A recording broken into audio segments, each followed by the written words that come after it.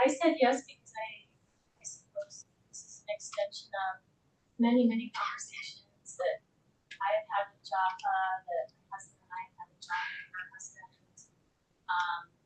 and that I've been thinking about various writing and teaching projects for years. I specifically come to poetry, world poetry. How do I become a blurb on properties at Applegate? I am a fine artist, painter, also a world builder and a writer. And I think for me, I said yes to this because I feel like we are at such a critical point in our society because we are at the border of military right now. And it's like we're starving for this. We want technological constructs about how to exist together as people and as humans. And if I can help contribute to really important work that we're doing here and we're going to go through, I'm really grateful to be in this space. So, thank you. Hello, Sarah Al-Sayed. I'm an assistant research professor in the Biomemory Center and the Swedish Center for Sustainability Systems. I'm here for a number of reasons. One, my postdoc, which I haven't looked back at in kind of a couple of years, was on public interest technology, and so public good, public interest.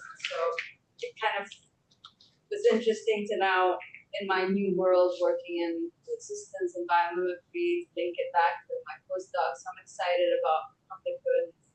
Thanks for inviting me. So I'm Mark Janssen. I'm a professor in the School of Sustainability, and the main reason I said yes was and my work is on shared resources, whether it's water or renewable energy or other types of shared resources. So this is kind of work I'm doing, but from a very different perspective. Here, most of the work I'm doing is using computational models, behavioral experiments. So I've done some work with artists and humanities, so that always look forward to that kind of collaboration. Great. My name is JT Nudge. I am a futurist. I do research course advising. I also am an adjunct professor at the University of Houston, where I teach foresight. I like to study science fiction, speculative fiction, and future consciousness. And why did I say yes? I think for me, it's see something, say something, right? This world feels, that sort of polycrisis world that we're in, trying to understand change. It's one thing to see it, and you see something, though, I feel like for myself, there's a moral responsibility to do something. I try to have agency, try to reach, not just observe things happen. So for me, opportunities like this are important in order to, I think, really come out of this better, not just the next 10 years, 20 years, I'm talking about 100 years, 500 years as societies. I think we need stories and the narratives. It's not just about the spectrum stories, sharing them, right? So I think these workshops, otherwise, you can be really good at ideas, but unless they get told, and I'm really much really excited. But ideas, stories want to tell. So, hello, my name is Mundi Fanwal. I said yes because Shinwei and Joffa invited me. I've been in conversation with Shinwei about two kinds of projects that are run through the Synthesis Center. One is called Prototyping Social Forms. The other one is called Alter Eco, which is Alternative Ecologies and Economies. And those relate to the work that I do. I'm primarily, I would say, a philosopher. Most of the work I do is writing and theory. But in order for theory and writing to make sense, you often have to situate it with people, with images, with practices, and also with technologies. So I do a lot of work on theories of measurement, theories of counting, and also just the ways in which different peoples elsewhere in the global south, but also here in the global north, who, let's say, arrive in different ways, have used technologies in a project that I call Black Arts and Decolonial Sciences Lab, which I've done with some friends. Hi everyone, I'm Michael Simeone. I'm in the School for Complex Adaptive Systems. I study mis and disinformation.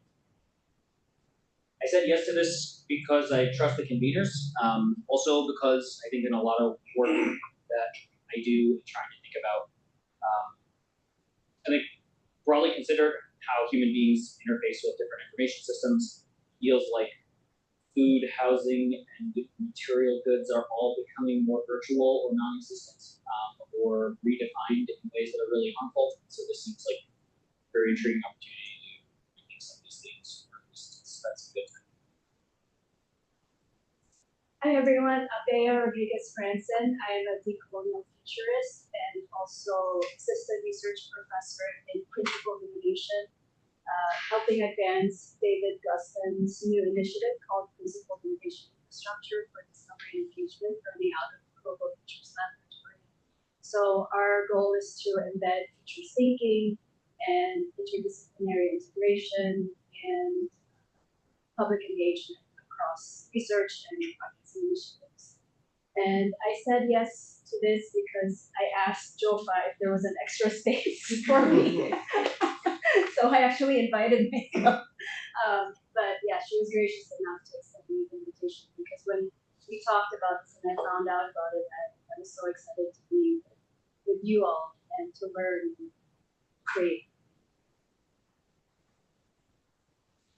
Hi, I'm Shar Ballard. I am a science fiction writer. My background is in film and theatrical design. And I said yes because I actually did kind of a similar project with CSI a couple of years ago. We were reimagining public goods in the sense of the future of third spaces. And I found that process, conversation, things I learned incredibly rewarding, and I'm so excited to do it again. I am Conrad Mishuk. I'm a writer primarily of audio drama, audio fiction. I've done a lot of various projects with the internet, web series, and events. I said yes to this because I was very excited about the subject matter and opportunities to learn a lot, brainstorm some interesting ideas. I think I know everyone. I'm Joffa Applegate. I'm one of the guys on this project with Shui and Andrew.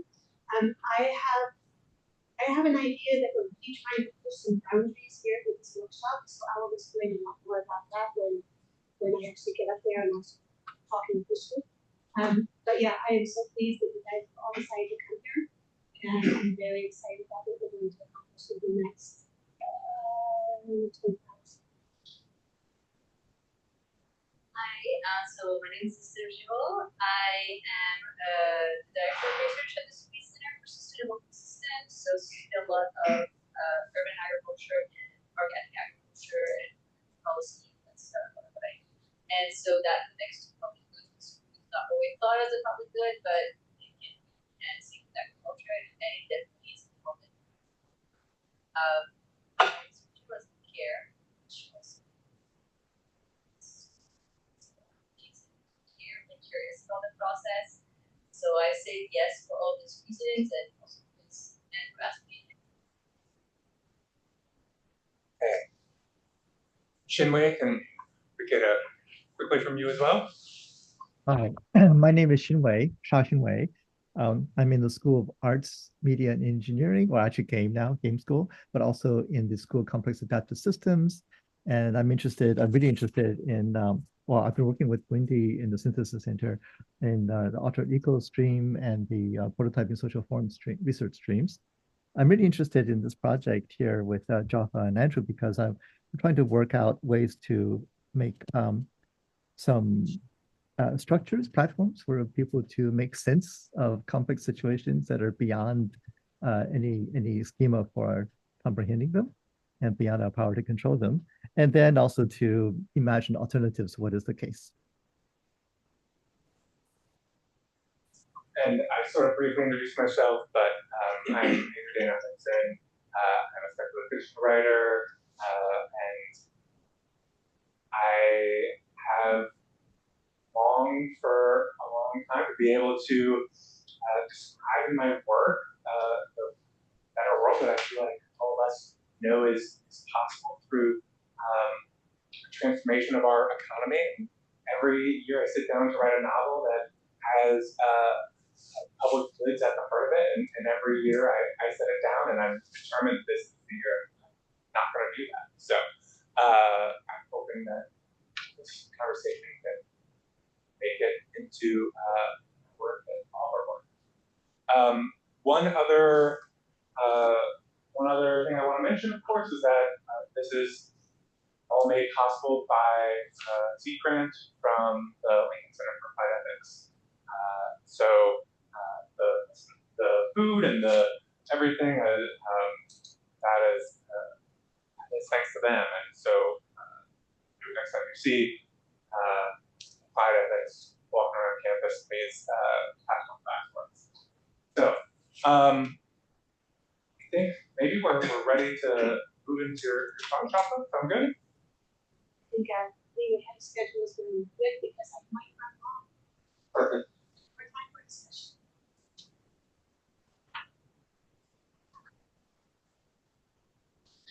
Okay, so I know in the back it's a little bit hard to hear because we've got all these air vents.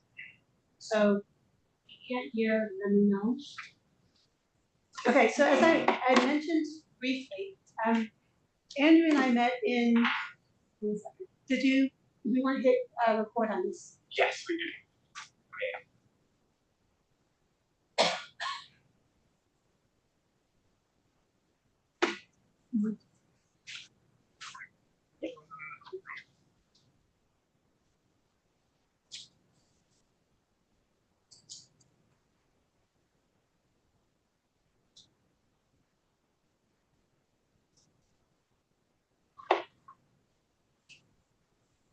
Okay.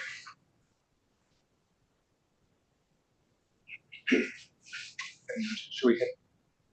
No, we don't need those. Okay. Let's do those for them. There's recorders on your cable, these little black things, but we're only going to turn them on when you guys are having discussions. So there's a couple of things that we want to come out of this workshop. So we talk a little bit about what those deliverables are. So these are deliverables that were in our grant for the Lincoln Center. So one of them is going to be some artwork. So our illustrator is a person named Donovan Hudson. She lives in Chicago. So we are going to get her transcripts of conversations and also transcripts of lectures and things like that. So that's what the recorders are for mainly, is to be able to get her information so that she does the artwork on all of the amazing music you guys are going to write and all the other pieces. Okay, so that's what the recorders are for, but we won't need those until after the lecture and you guys start talking. Okay? All right. I also wanted to tell you that you guys have these binders, or not binders, folders. So on the left-hand side are just blank sheets of paper. If you guys want to write something, got scheduled for what we're hoping to accomplish today and also tomorrow. And then on the flip side of the schedule, you've got group assignments, but your group itself is actually on the folder. I'm going to give you copies of the lectures when I'm done with them, and then we're going to have a scrapbook that you guys are also going to copy of that. So when you get these things, okay. So I mentioned that we had things. Okay. That's about right. And I'm going to take some notes. When you see me making strange gestures, that's because I'm going to encourage Andrew to write something down. I'll watch the high sign and then I will write down some keywords. We're going to spend some Do you want a time chair? after this. Sorry? Do you want a chair? Yes, I should grab my chair. Thank you.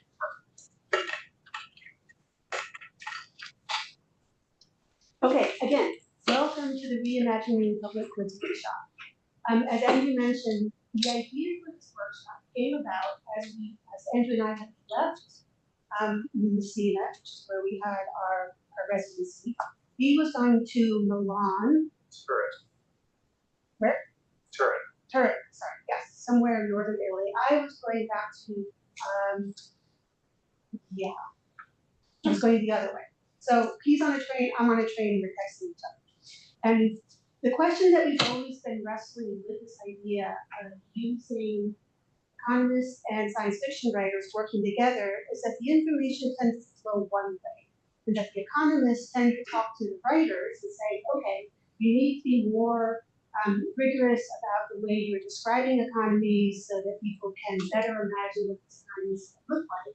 And so we're here to help you work through the details and make sure that whatever you're putting together makes sense.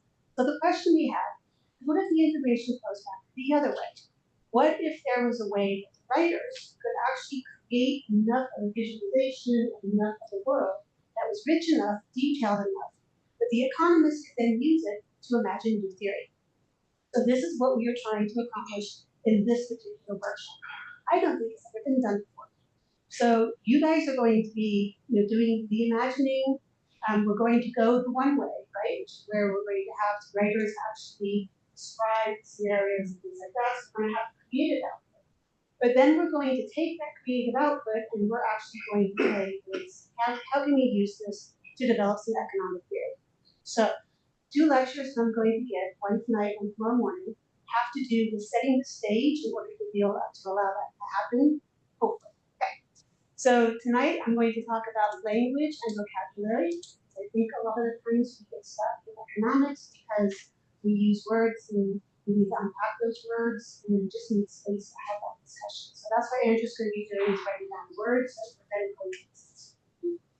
Tomorrow morning, I'm going to present something called the Social Activity Locator Canvas, which is very particularly the theory that we are hoping to move forward on. So I'll say more about that tomorrow, but just to give you a little bit of a taste. This is just an idea, and we're hoping that you guys will exercise that idea and see if there's something out there. Okay? So again, going one way, create output, going the other way. Okay, sound good? Are you on board? All right. So,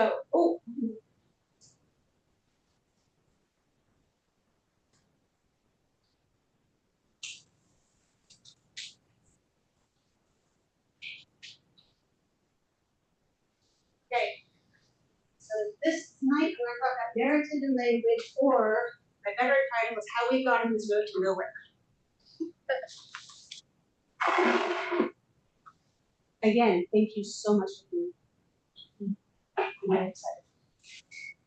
Okay. So I told you we're going to do these 2 directions. We're going to do the creative stuff, and then we're going to come back and we're going to do the theory stuff. Now, most of you have a lot of experience with creative stuff. So I'm going to do some levels, some table setting, these lectures to kind of get us kind of focused on preparing for doing more creative stuff. So they're going to be very economically focused, but maybe not on research stuff. Okay, so talk about language, specifically the vocabulary we use to describe economic concepts. I believe many of the words that we use to describe our globally dominant economic paradigm are triggering, obfuscating, or both. I mean, by triggering, I mean they elicit an emotional response, emotional reaction, which prevents rational engagement and the intended concept. Okay, I'm not going to use this. Okay, so if their words are triggering, right, so you get an emotional response to it, you can't think about what it is, so conversation doesn't move forward. Okay, so think of words like capitalism, profit, socialism. So you can't really move forward with any of these words because what somebody means by capitalism is not the same as what somebody else might mean by capitalism. Okay, so rather than starting with definitions, we're not going to start with what is capitalism and that. I want to start phenomenologically. So we're going to look at how we got on this road to nowhere. I'm going to tell you a story. It's going to be a narrative, and then we're going to pick out the words that can describe what happened in that narrative. All right, so we're going to start with the misty island of England. Okay, so once upon a time, on a misty island in the North Atlantic known as Britain, people lived within a feudal social structure where all land was ultimately owned by a king, and the majority of the population flourished in villages nestled in forests and fields. This is Bibury Village in Gloucestershire. Nothing I'm going to say is actually treated as fact.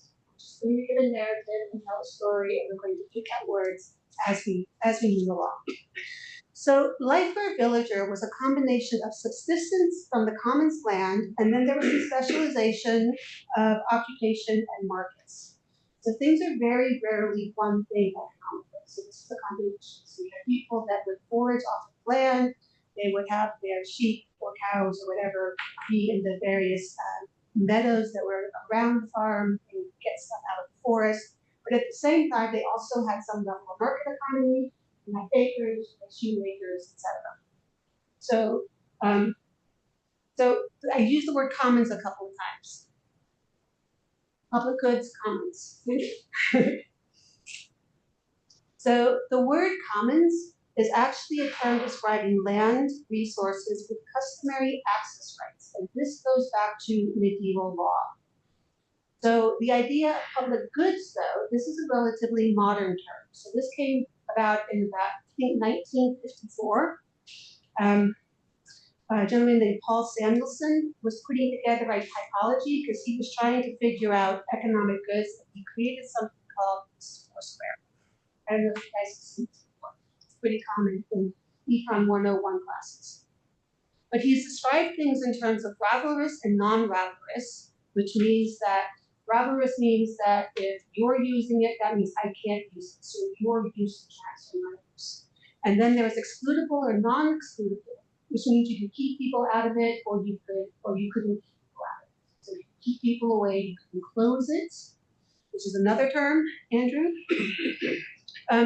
So then he came up with this idea that there's 4 types of goods. So private goods are those that are ravalorous and excludable, which means that if Wendy's using it, I can't use it, and he can also keep me from getting access to it. Non-excludable means that, yes, it still has a scarcity element to it, because if you use it, I can't use it, but it's not excludable, and that is what Samuelson called common pool resources, and I want to inherit all of this. So the excludable and non-ravalorous means you can keep people away from it, but it wasn't your use doesn't diminish my use.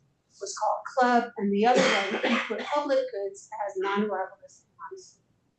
So when we were putting together the proposal for this workshop, we were thinking, is it commons, is it public goods? We did decide to go with public goods because we didn't want to assume the scarcity that many people may have brought in with an understanding of this square. And you're going to get a copy of this lecture, even though I promised. Okay? So you're gonna have all this. All right. So I don't know if the terms excludable and ravalorous are useful. One of the things that neoclassical econ does a lot is it talks about scarcity. And I have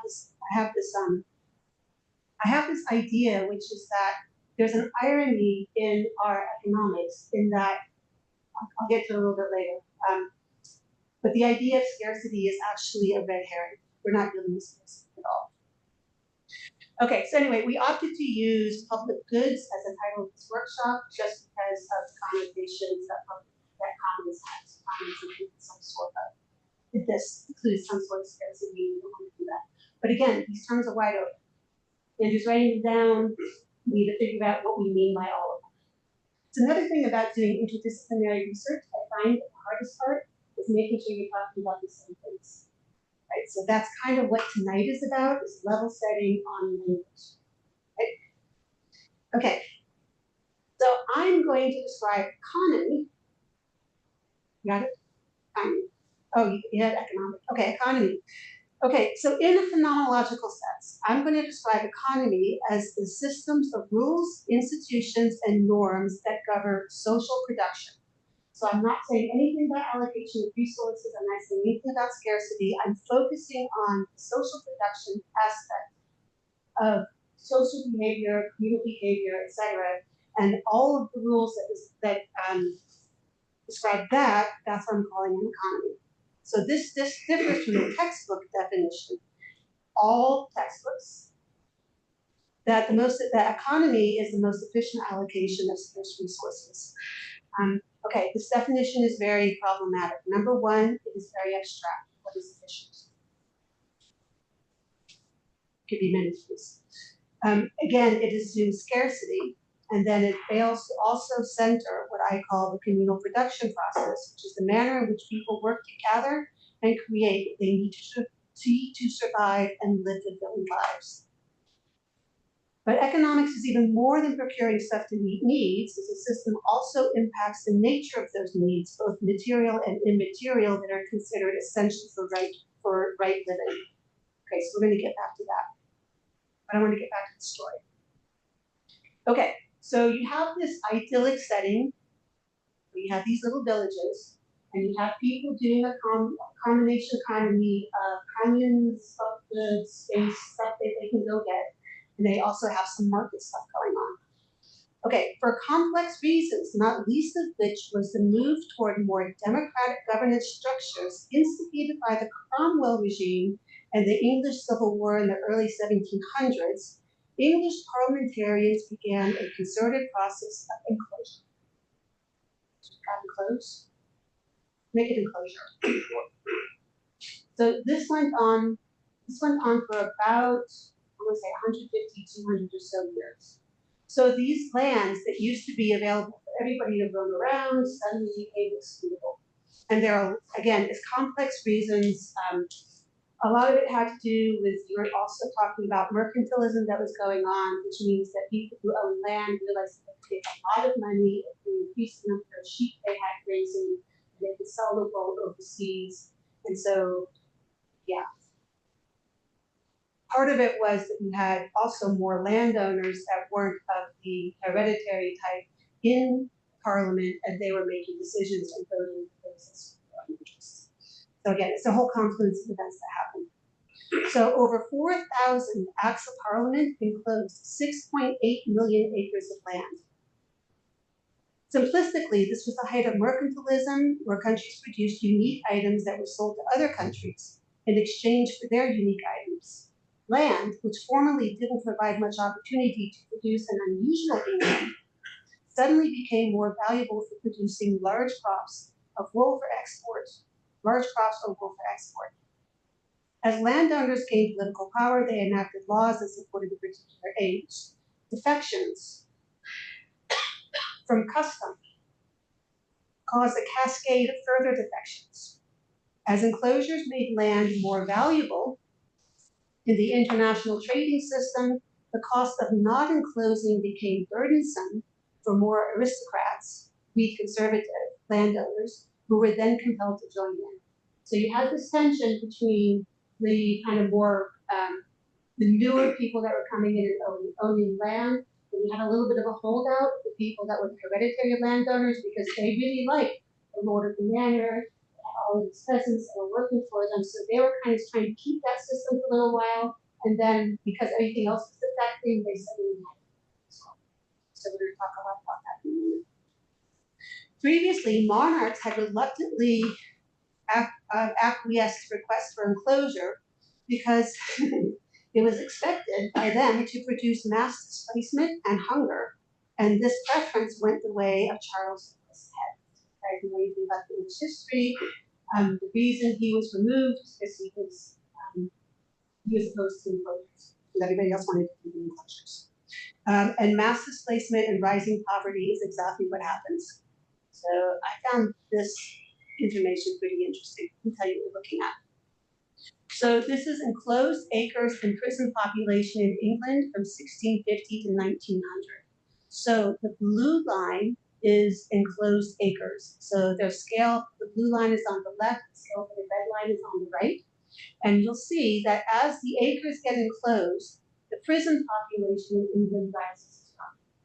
So you had huge displacement. What are you going to do with all these people? They move into cities, and so you just create a bunch of prisons to put people in. But my argument here is that it directly correlates, not numerically, but qualitatively, correlates with cultures.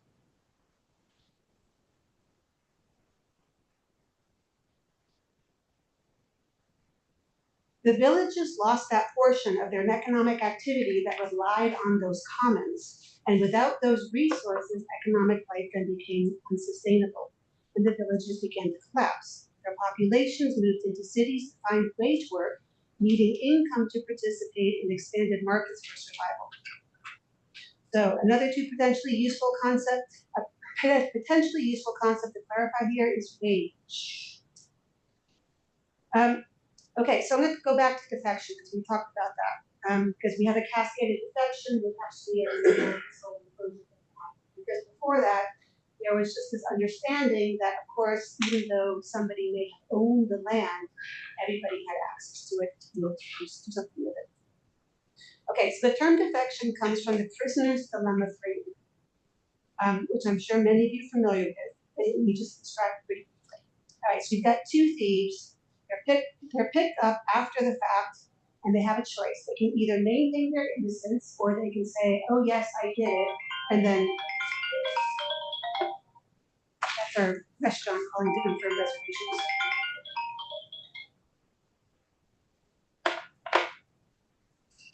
Okay, so let me go do this foursquare. Okay, so player one, player two are the two prisoners.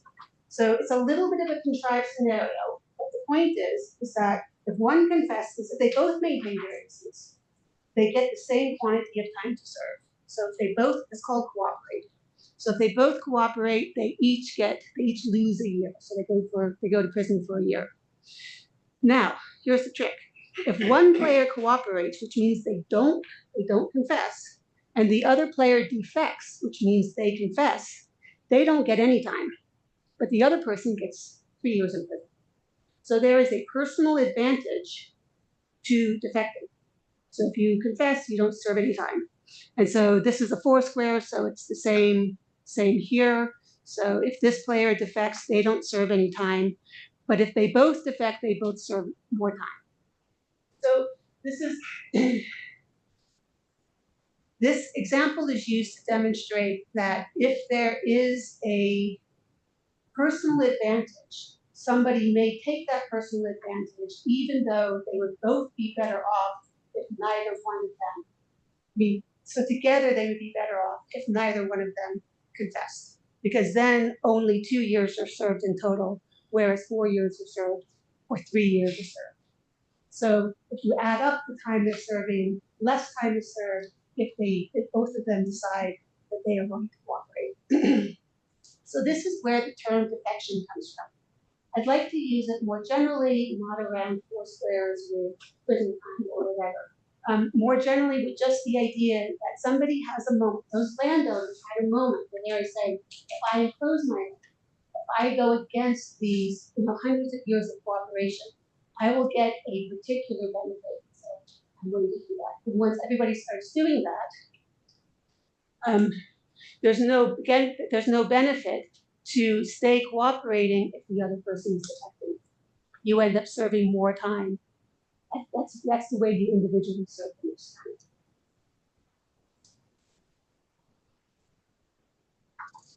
All right, so that thing was called payoff matrix. All right, so total lifetime served is 2 to 4 years. So then we end up here with a real contrast between well-being, individual and collective, and Andrew's already had that. Okay, so we need to consider defection as the process of choosing individual well-being at the expense of collective well-being, whether the behavior is intentional or not. Okay, this is an ever-present concern in modern societies and needs to be managed. Now, there are other game setups. We have a stag hunt game where there actually is a mutual benefit for cooperating together. But again, that's somebody taking kind of the game theory thing and saying, okay, well, we don't like this result. We can be uncomfortable with this result. But I think it's human nature to have to deal with defection, which is why we're going to talk about it. Because there will always be situations where somebody will get a benefit if they actually go against what everybody else needs to do. And if we're talking about commons, we're talking about public good, we need to be able to manage and deal with that tension. Okay, I also want to talk about a little bit about wage. So it's useful to distinguish this from other kinds of income. So a shoemaker that sells his shoes in the village from leather that he obtained hunting deer in the common forest would obtain income from selling his shoes to other villages. This would not be considered a wage. He would be an artisan. He would be making something, he would be selling it, he would be getting a return from selling that. So at this point, he's in control of how much he makes. So if he wants to make more money, he perhaps makes the shoes. If he doesn't want to, wants to make something else, he doesn't need to do that. But there's an element of agency at that level. That's another word we're going to talk about, individual agency. Okay, in this case, the shoemaker is working for himself. In a wage situation, the worker tends to work for another individual who pays the wage, essentially renting himself out to the employer to use as needed. There's a fascinating series of articles in Radical Political Economy, which is Marxist, about renting of persons and the moral implications about whether or not you could actually rent yourself out. It's very interesting. Okay, now again, the distinction is not really precise between wage, sales income, but that's where I'm probably going to talk about it. So what is it that is particularly unique about a wage relationship? Is it really lack of agency? Okay, but it matters for the story. All right, so agency is a complicated term. So a person with agency, as described by Amartya Sen, an Indian Nobel Prize winner who writes a lot about economic development and agency. So according to Sen, somebody with agency is someone who acts and brings about change and whose achievements can be judged in terms of their own values and objectives. And I think that's the key part. Right? So you're actually saying, do I want to do this? Do I not want to do this? You're making a decision based on your own individual values and objectives, not necessarily something else that you have to do.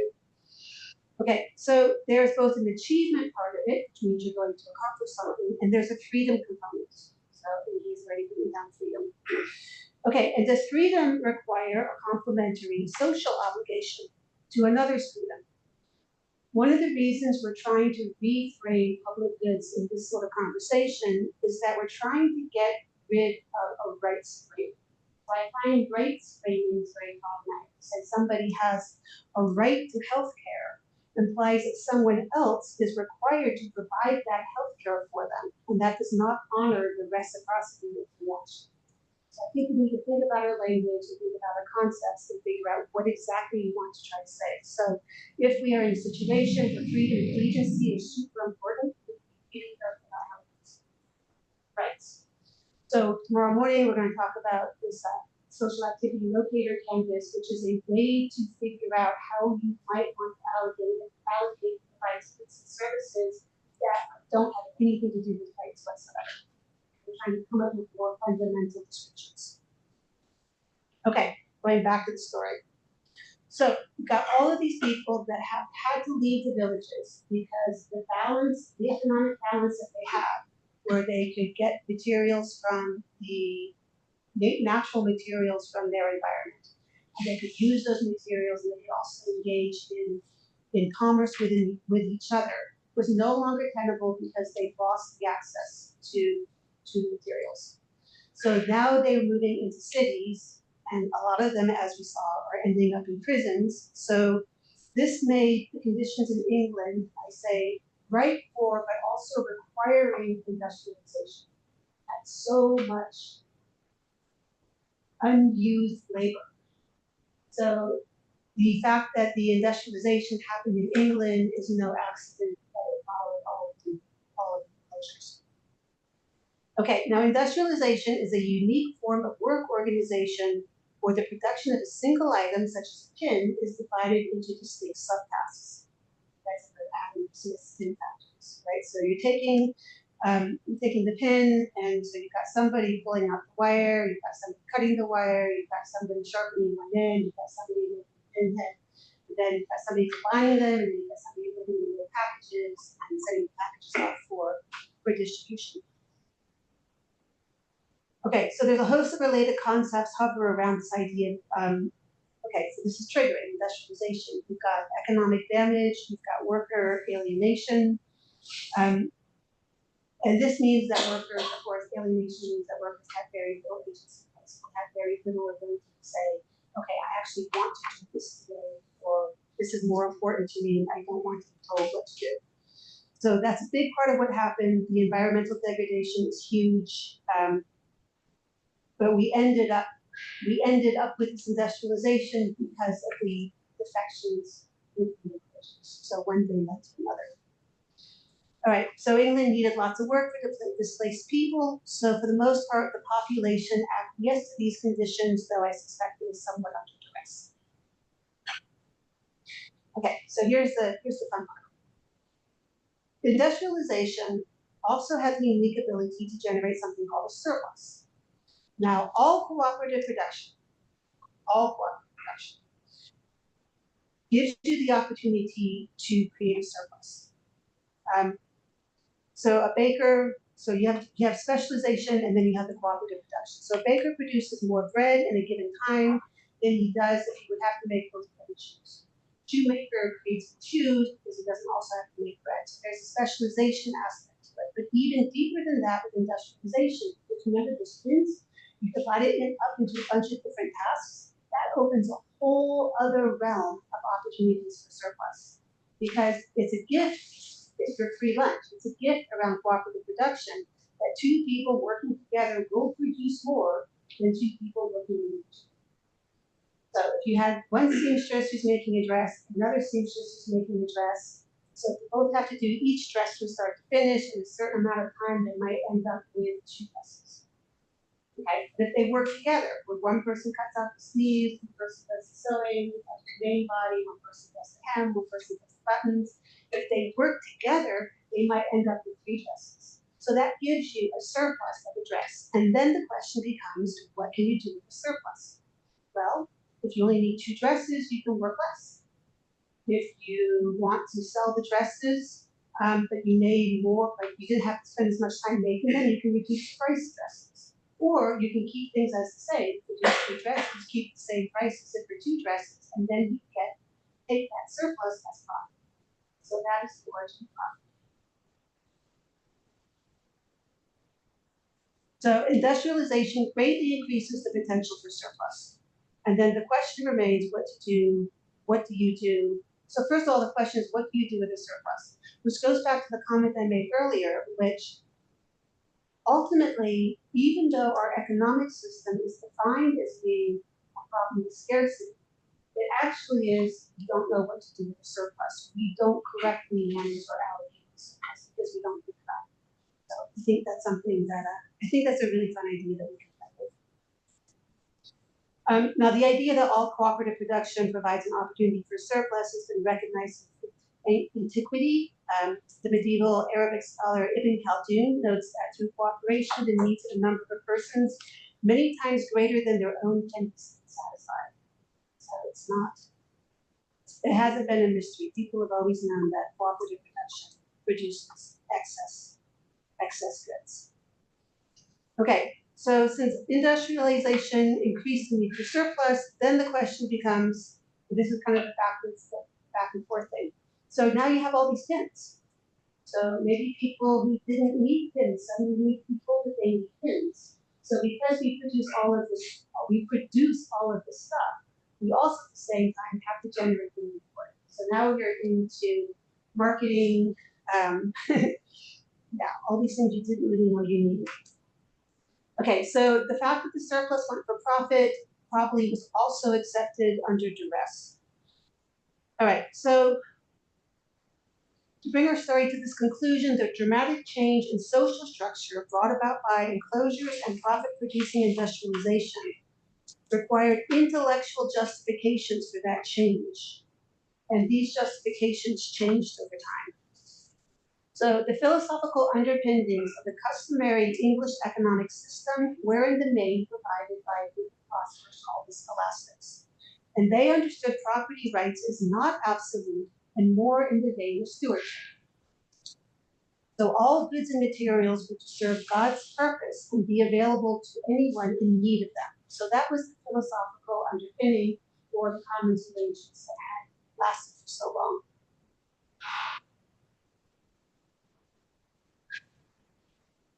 So they did have a sense of ownership, but the ownership was, again, in the stewardship model, that somebody would actually take better care of something if they had some responsibility for it, but it was never considered to be absolute.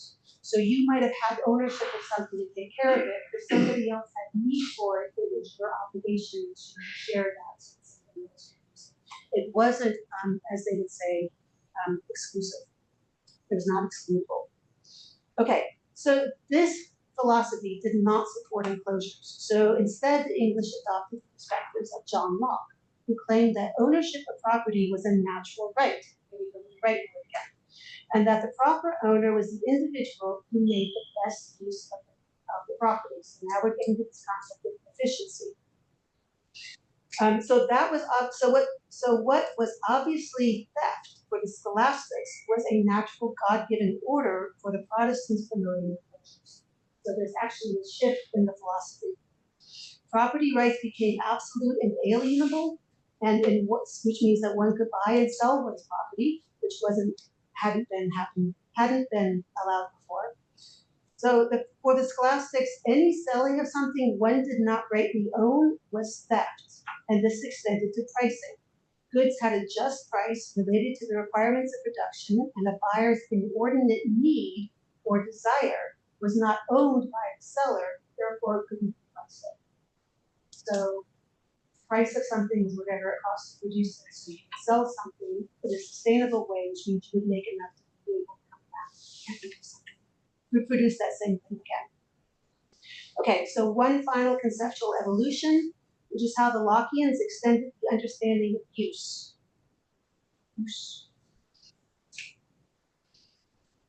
Right, this is the big one.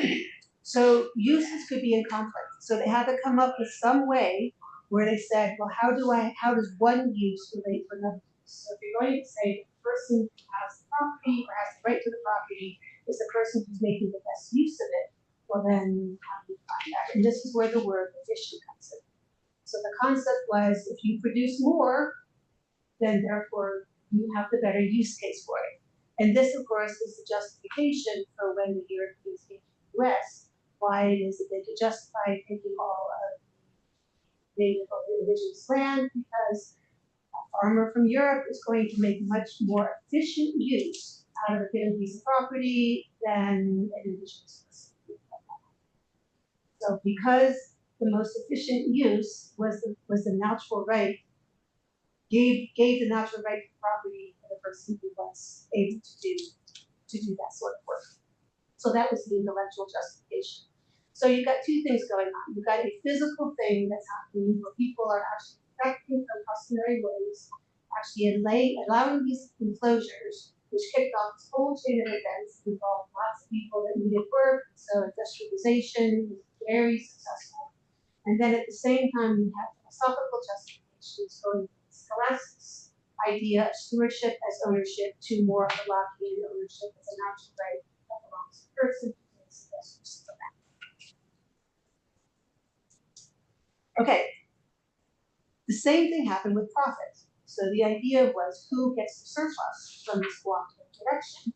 Well, the surplus goes to the person who made the best use of the people, the factors of production that came together. So that was also the justification, not only for the theft of indigenous lands, but also for the reason that people who did the organizing of the factors of production are the ones that have the right to. Okay, so all of these things need to be thought about. So just one little point that's related to this, talking about people's philosophical ideas. They were really big on freedom, and so the assumption was you are much more free in a wage-based or industrial society because you could freely contract related to whoever you wanted to contract with. And so the argument was, well, you're much more free than if you grew up in the village and follow this issue. So the concept of freedom seems to be this as well. But not only are we going to produce more, not only is everything more efficient, but we also are a lot more free. I'm sure we all have opinions about that. Okay, so keep in mind that profit is distinct from rent, which doesn't involve any production and is simply the income a person obtains from owning property for which someone else has a need. Just an interesting aside, the classical economists really hated rents. They thought rents was going to impede progress. There, I see him rented lots. Okay, so there's another 200 years of the story with intriguing processes, globalization and financialization. We're going to stop here because we have a lot of words, a lot of ideas to talk about. And we're going to go into more details tomorrow about the potential for surplus in production, and we're going to talk about something called, very clumsily, social activity locator canvas. And I will be so happy at the end of tomorrow you guys have a better name for that because it's very, very cumbersome. Okay, so you have, I was trying to stick to the text, but you're going to get copies of the text, so you'll have all the information, all the links that you want to use and underline. I'm going to turn it over to Shinwei and Andrew now, who are going to facilitate a conversation about these words.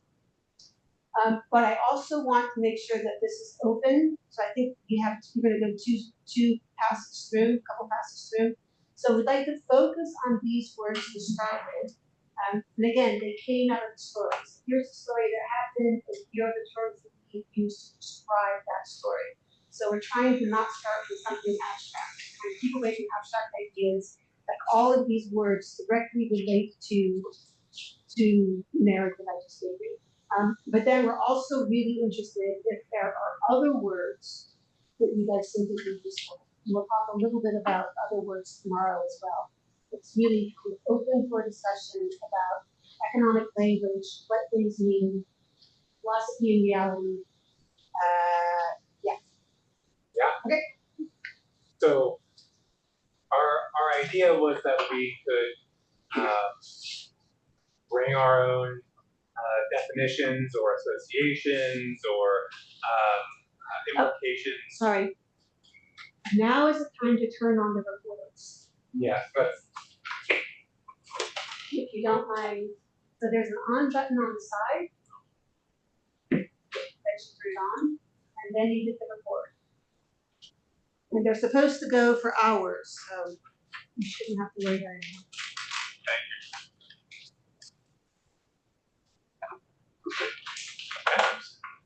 Thank you all for being a part of our team. Yeah, so we collected a bunch of concepts and ideas that we think are related and important to this. Oh yes, and if anyone wants tea or snack. You want to do a 5-minute? Yeah, maybe let's do a 5-minute Yeah. sort of gather snack break, and then we'll come back. Is that already?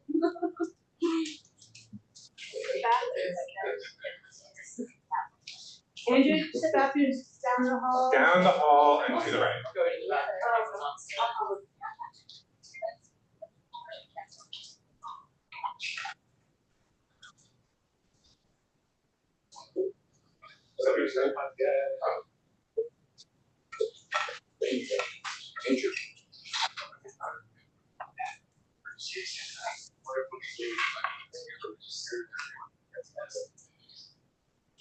Oh, my pleasure.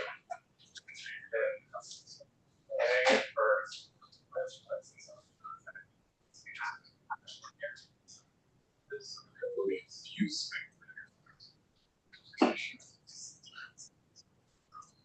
yeah, we got such a good was asked that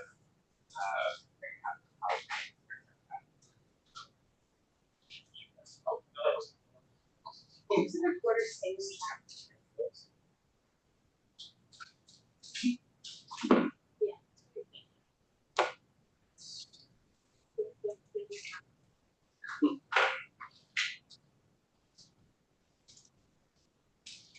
Joffa, Yes.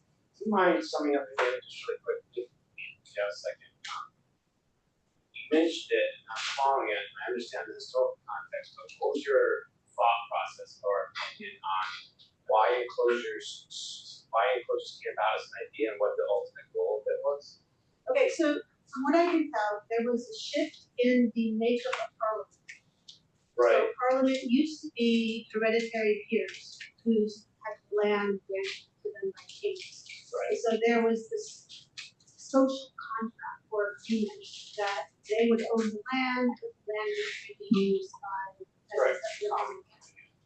Okay, so once you had other individuals that were not hereditary peers start to make money through the working folks, Okay. then they they're voted started to buy land, and then they got positions in this is the whole Cromwellian revolution.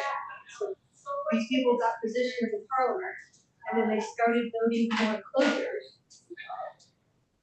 We moved from stakeholder to shareholder, right? Is this at the same time when we got a uptick in House of Commons? Yes, that all has. I think that helps. Yeah, I mean, it's interesting to me that I have more of a consistent democracy experience that resulted in this cascade of actions. Right. Yeah, the democracy that promoted politics that you don't have to break out. It's somewhere the list feels like Exactly. Yeah. And the other thing I was going to ask, how to straight. That's They didn't explain what it costs. well, you know that interesting aspects of individualism, sort of how far favorite topic is where worth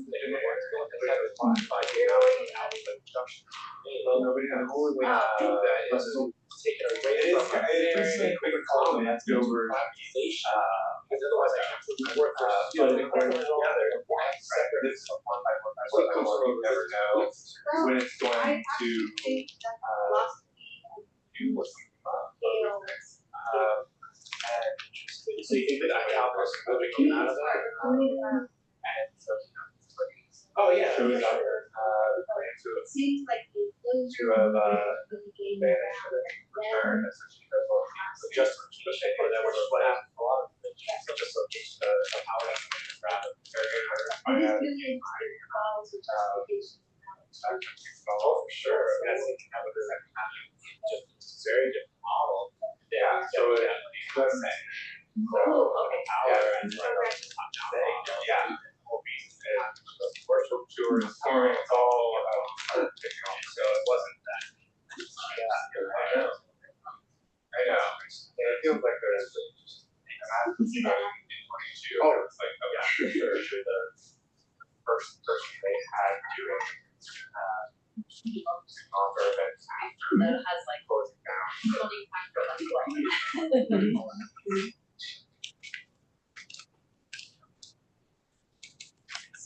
All he asked me about birds, and I'm very curious. What is it? Conversation. Syllable.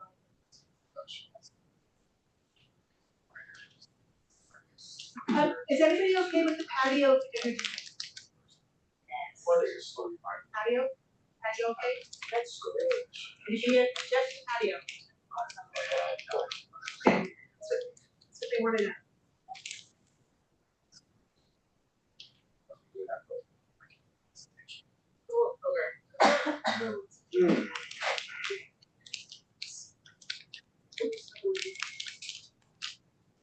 Where is the oh, okay.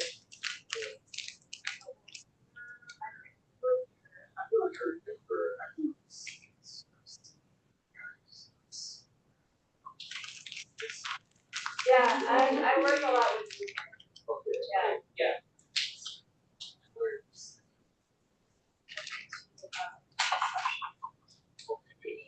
Yes. There was a poster, like a poster session that was flying. Almost the world transition. And I think that's what I'm joking. No, that's yeah, they have a lot of events.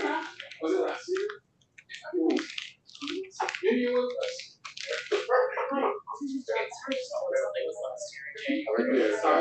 I don't know, like. Oh yeah, thank you. Yeah, I got it as The conception of Iris. Christmas outdated. yeah, The language around. a number of years ago. It's very it's nice to always have a book and pens. This was always something that I would just do, like carry notebooks and pens. I would lose the notebooks and the pens, along with many ideas and turn up 2 hours. I always had a hard time organizing them because I was not necessarily as children. still have them all, but they're all all over the place. We right, couldn't have enough marijuana, so I write one topic in one, and then that's like reference. I know. So actually, because I have that same issue, I have the same tool. Yeah, they're remarkable. Yeah. It's just like I produce a lot of writing, and like now it's like so many like. So like, Yeah. notebook I began as one project. But here it's like, this is the single best digital product I've ever made. I would say more than my cell phone, except that cell phone's like it's good for like emergency.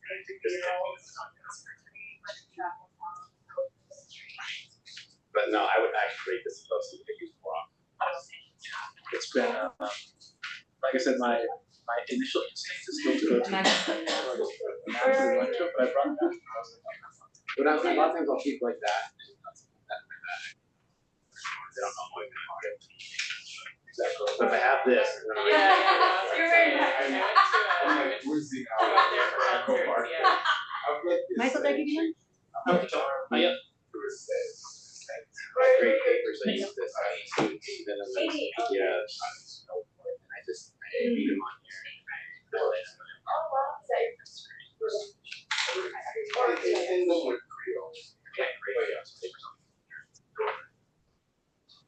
So I mean, my dad's East Coast.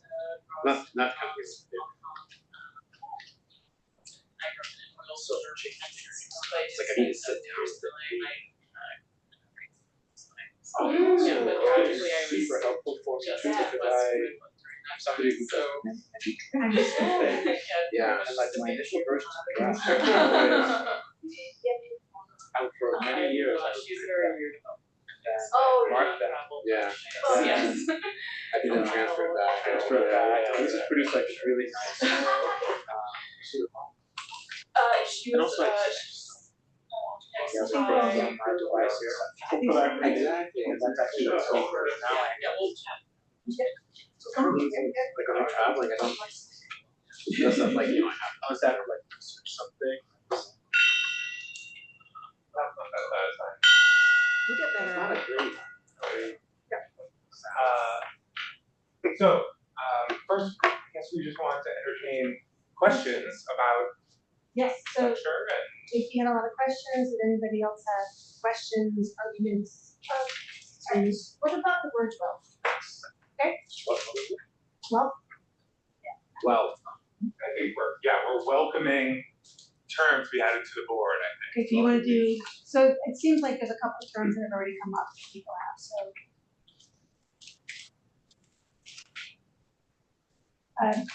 Michael, do you want to, you had one?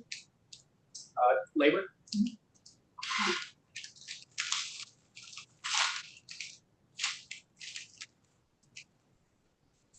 We'll sort of.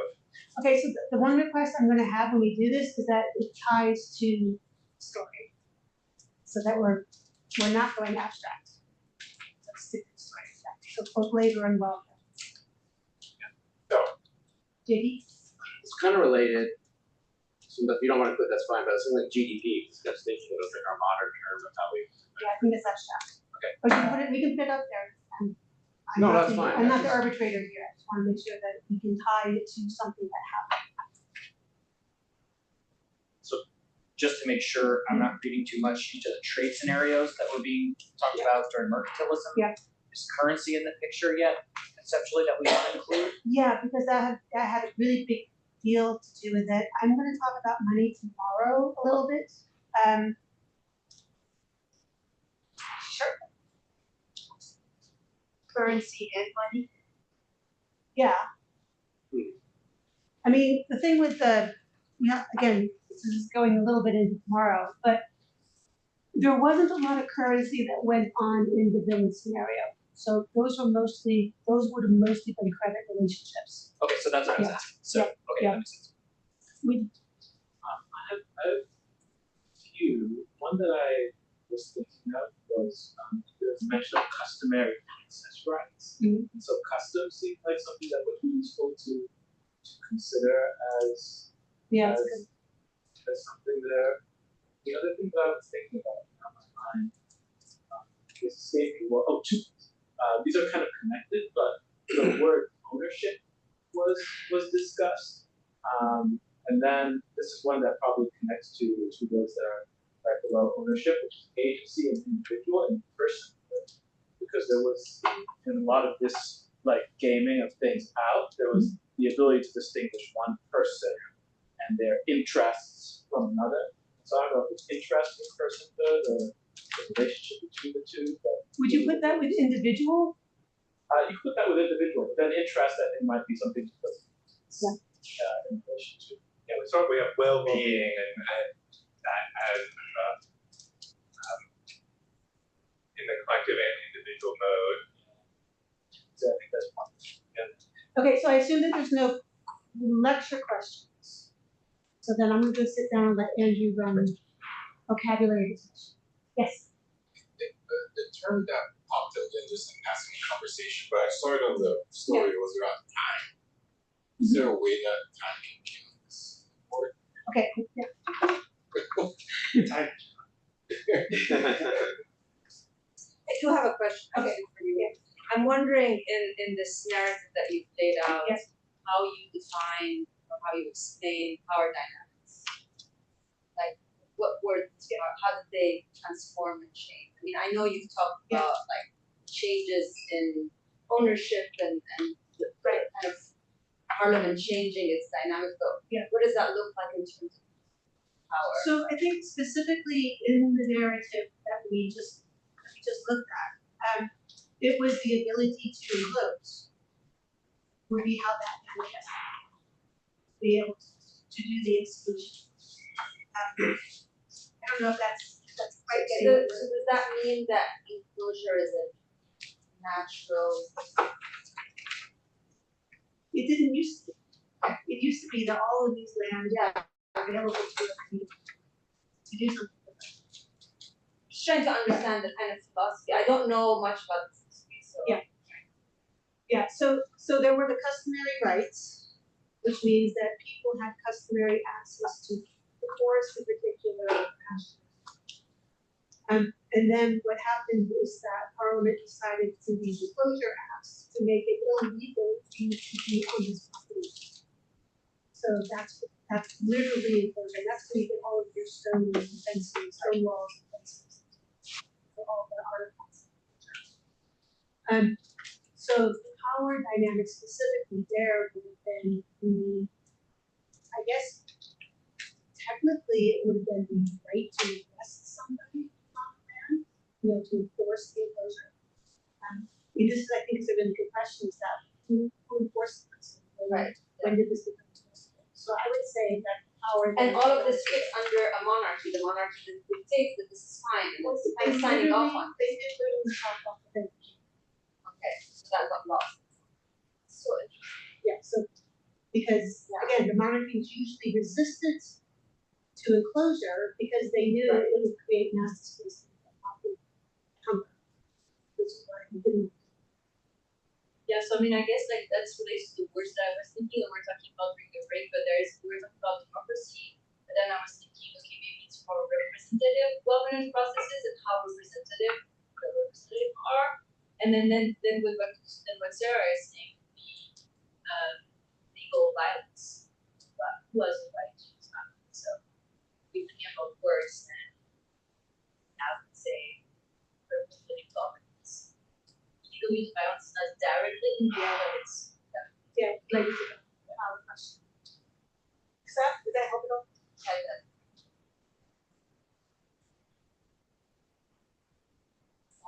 Well, just in that conversation, I was how we're talking. I know it leads to, for instance, motivation. Oh, sorry. Yeah, I was just saying the word motivation might be of interest since you're talking about how that power shift happens. Does that relate to interest? Yeah, it might be interest, honestly. What incentive?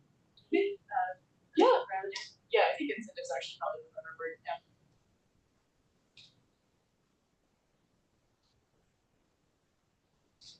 So I think what we want to do, we've already begun collecting additional concepts for our very low-tech word cloud, right?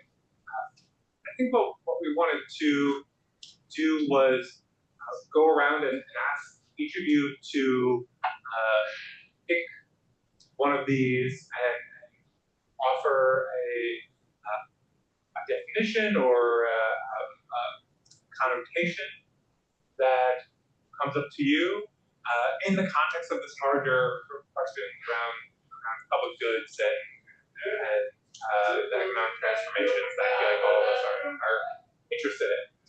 So, yeah. Anyone want to start?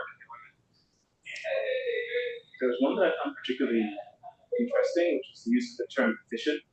And I think this has to do with two things. One is because of like another philosophical change that's taking place around the same time, which is the idea of eliminating the other causes in this scholastic philosophical canon, which is the final cause, the material cause, and the formal cause, and really thinking about the efficient cause or the prime mover as that which, causes something to happen. And in the discourse of efficiency, one thing that I think is a major part of it is that there has to be, so I was thinking about personhood and individuality, there has to be a person as prime mover who is taking the act that makes it efficient. And so if agency is distributed amongst a lot of people, or agency is something that's given to the material products or to like the social form, it's something that can't be gauged as efficient because there is no prime mover who's acting at an individual way. And so there's a lot of, I think, philosophical assumptions about how it is that societies move. When you say efficiency, you mean there has to be one person who's moving something according to his will, and not a society, not a form, and the matter has no agency at all. And that's something scholastics didn't have. And so I think that's another big philosophical shift that's happening. And so thinking about efficiency is a real issue when you're trying to public good can't be efficient. There's no individuating agent acting with it.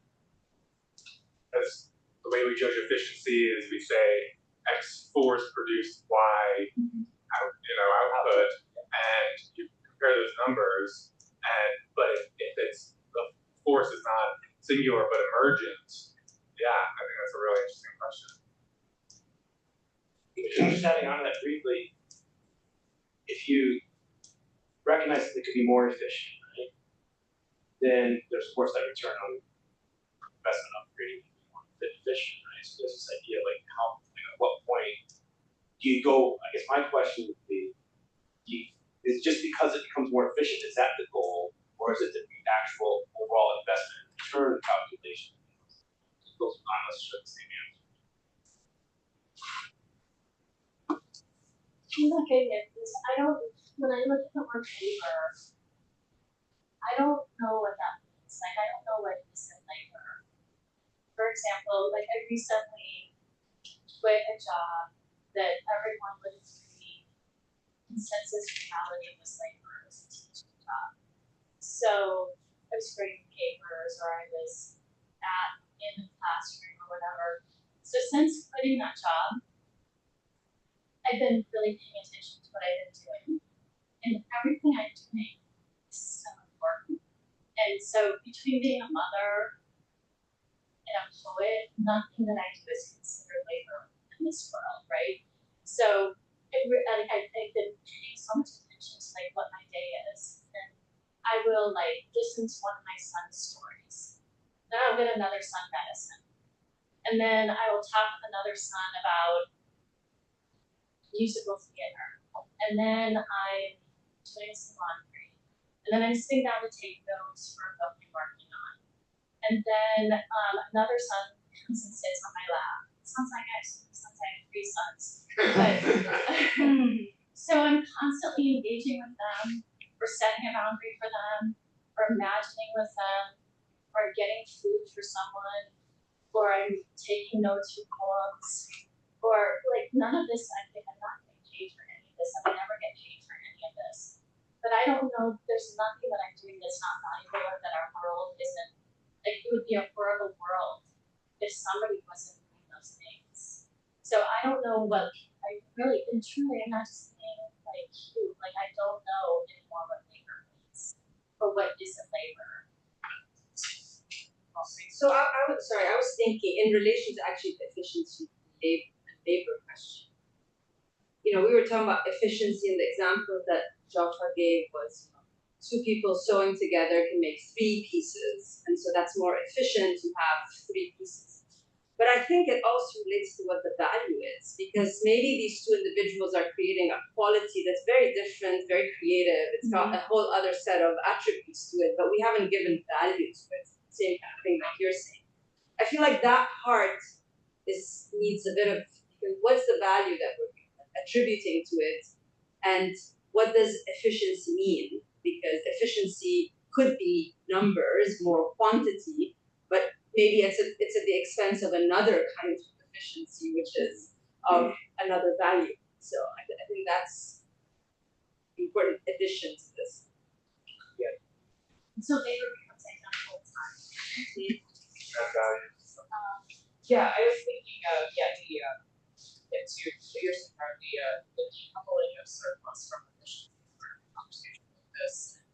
But you're saying, Sarah, I've been concerned a lot lately. I still have a job, my day job, but I am noticing a shift in the way we consider our time. Maybe this is something to do with what I call the attention economy too. But we think of our time as the thing that we like. Time. We used to think about money, but I think now we think about time in the way that we used to think about money, and so that's how. Since everything is wage dominated, unless we're lucky to be an artisan, that way that we used to think about, how much is my, you can't quantify what you're doing is worth, but I do think the shift from how much am I being paid to how much of my time is my own, and is that quantified is sort of useful. I think mine's thinking a little bit. It's different geography or conversation now, but I think it ties. I'm sort of going to sort of the post-humanist stuff. I think like a lot of economic theory is so human-centric. I think we're moving towards a time and place where, like, the elephant in the room, like AI. I know that's really the zeitgeist of our times now. That like, what would these definitions look like if we decenter human and look at the ocean, the sky, or even AI as having a type of agency and consciousness, and how we connect with each other? And I think it's like we're so attached to our own sort of self-creation that it has led to some of these disastrous economic sort of commodifying how nature, how good, and how other people can serve their needs to an end. So I don't know if I keep looking at it directly, but I feel like generally, like, I guess the big question I'm asking is like, what is the role of post-humanism in a decentering human in our own sort of conception of how we share goods and create value? Like, what is the forcelessness that perhaps I've never been? Perhaps, yeah, I remember I did an exercise of like, all right, this was like many years ago. I was like, this chair, what if I gave this chair agency? Would this chair be condemned to its purpose of being set on perpetually for the rest of its life, or would it rebel against me? Would the chair say, I don't want to be a chair and set on me? So like that starts to interrogate the notions of efficiency, of freedom, of time within our own sort of human-centered vision. I think I'm asking these type of questions because I think we're reaching a point as a society, especially with AI specifically, that like our old models are going to a point where those old ideas and old models are almost going to metastasize a lot of the challenges that economic thought has brought on to us right now. This brings up the way the commons, right, that the field next to those English houses in the picture was, I think, by virtue of being commons, allowed to flourish for non-humans as well, right? For insects and birds and pollinators got better use out of those spaces when they were commons than when once they became enclosed and put forward a more efficient purpose, right? Given the food system. Correct me. And what everybody's talking about, especially when you mentioned the non-linearity of time, makes me think of indigenous ways of thinking about time, including 7 generations thinking. And also this concept, I brought up the word of wealth. I think it's Blackfeet, this indigenous community here that basically defines wealth as generosity. The more that you give away, the more the wealthier. And Maslow was actually studying their group dynamics, where it's all about reciprocity, collecting. So I wonder how much of indigeneity, these indigenous values, notions of time, and with its relationship to efficiency and to value, how that might fit into the story. I don't think in the story explicit notion, philosophy. I just wrote when started a lecture, how do we think about this stuff as we write? So I wrote down how to create an equitable future without rights. And I believe that stewardship and us thinking beyond ourselves into, geological time is possibly towards the answer.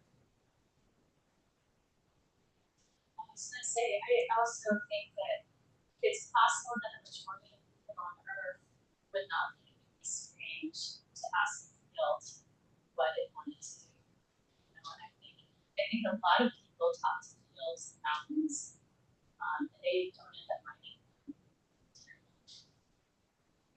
I was going to say something similar to centering human risks, talking about a forest being common, a public good, and then you have the question, which type of tree is a more efficient capture of carbon that produces a very different relationship to that forest as a public good than forest having some kind of different way of valuing it. Like, this tree is beautiful.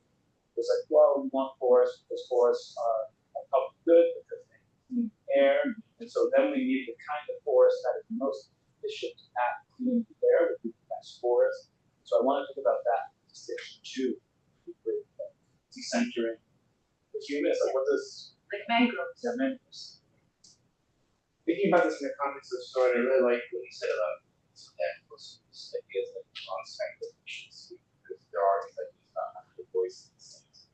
But in the time period we're talking about in the story, I think that same sort of analogy can take place, but in the context of who are we talking about even being in this story, right? You had at this time, shortly after, you had a lot of slavery happening in the Caribbean islands, right? You had then you had shortly after the period, people in Parliament and like having discussions. We should be doing this anymore. And like, what does that mean? Beginning this, like, you talk about being efficient. You can be really efficient if you don't have to pay for the labor. So I think that maybe feels like it's left out of the stories. Talk about efficiency. Individuals involved that are making those decisions in the House of Commons and so on. We're not talking about all the true stakeholders at play here. And just the humans, not even that outing of sort of post. Comments can correct me, but the mercantilism that pushed this closure was made possible by the opportunity to exploit the new world and to exploit peoples around the world And resources being found. Anyone else want to sort of gravitate us towards one of these terms and open it up a little bit for us, please? Yeah, the word value, give people. So yesterday, the EPA has now decided that value of human life is equal to 0. In the calculations of the impact of human activities. So What's the value? zero. So it has always been a debate. We've got there, even in economics, but always valuation is being that. How can you value humans? Now, strategically, they say, well, we will take it out, put it at zero. But now there are consequences, also for nature and other things, because we don't, because it was, in a way, we put the value of human life as a way to value the impact of human activities. That one did say a strength for all the elephants or other things, but we say, okay, we put the human in the equation, and now that's put to zero because that's beneficial or not will have to be reduced in a way the costs of any impact. So what we are valuing and how that is also used is kind of that's what I was thinking.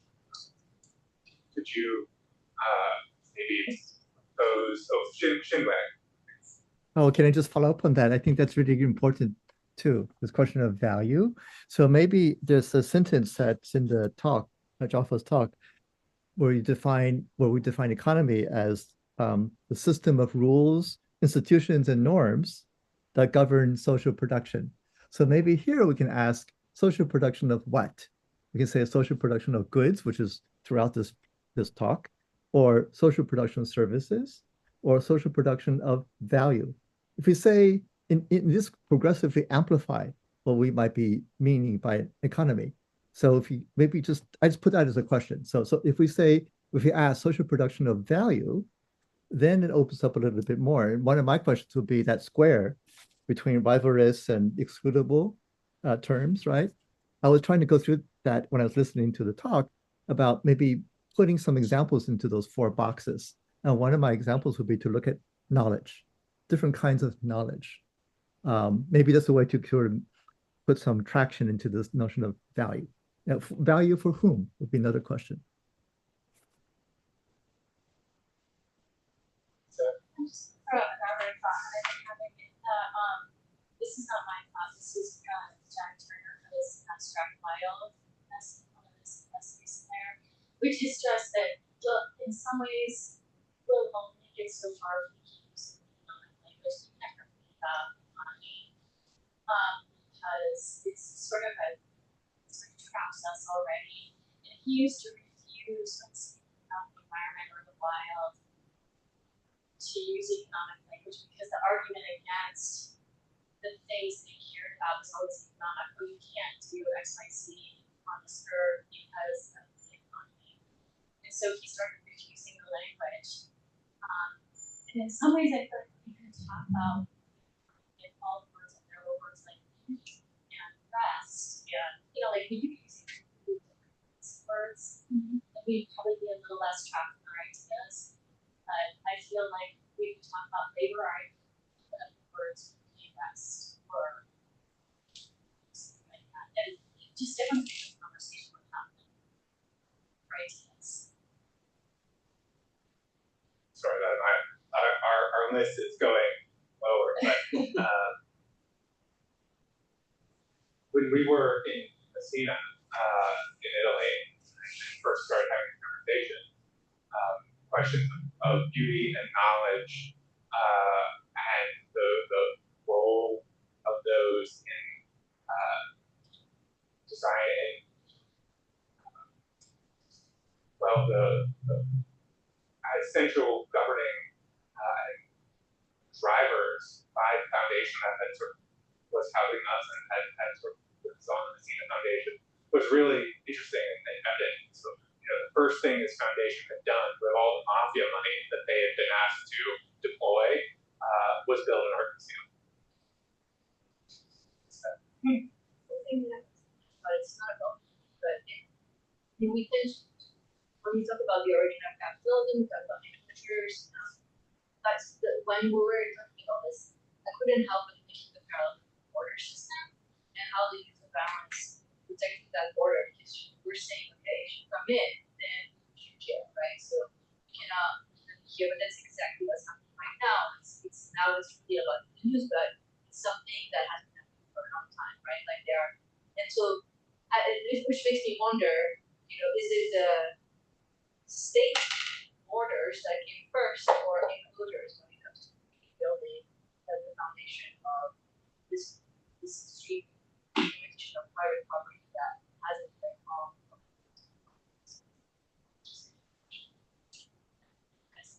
Sort of some shape enclosure. It's pretty much put someone in jail at the border, then they are in favor. Yes.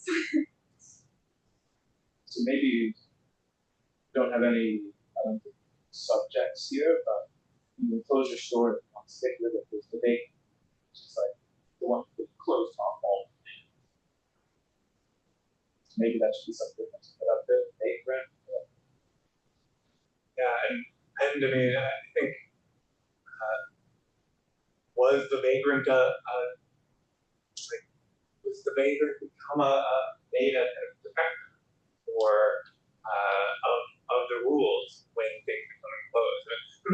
I'd love to entertain some thoughts around this defection idea. I mean, of course, I think this is always one of the hardest ones to tackle, right? All of us can say and know that we should share more, that we should have more held in common, that we should value human life infinitely and not at zero or some other. But this question of the people who aren't who don't go along with that, I feel like in fact we're currently being governed by the defectors, and this is in some ways a triumph. Yeah, Mike. Yes, I'm thinking about like my like the bard of capitalism in the 18th century, Daniel Defoe. So I'm thinking about like Robinson Crusoe, but also Captain Singleton, which is this like travel narrative of basically going to Africa and picking gold up off the ground. That's how easy it is to get rich. And there's this really interesting fantasy encapsulated by these novels. Going to the land and conquering, right? To know the land is to own it, right? Or to just show up and pick up the stuff, because that's how easy being rich could be. And to your point about defectors, I think so much of, I can't help but think of today, but I think this has been consistent in a lot of different centuries, is that we abide or even lionize the extremely wealthy, because we imagine that fantasy could work for us too. That there's an American vernacular version of go to Africa and pick gold up off the ground the size of grapefruits and then bring it home in a big old bag and be rich for it. There's a version of that in the US, and I think a lot of times we abide rule by oligarchy because people feel like they have access to that dream. I also think it's helpful to think about like the fantasy that allows for defection, or that incentivizes defection. But there's different fantasies. Like there is that I want to get rich by working as little as possible. That is very different from what I think a lot of people peddle as the American dream. And so I think it's just interesting to think about all of the different fantasies that enable defection or that rationalize defection. And make even defection a virtue or a heroic act, rather than something that might do any number of other things that have like real social consequences.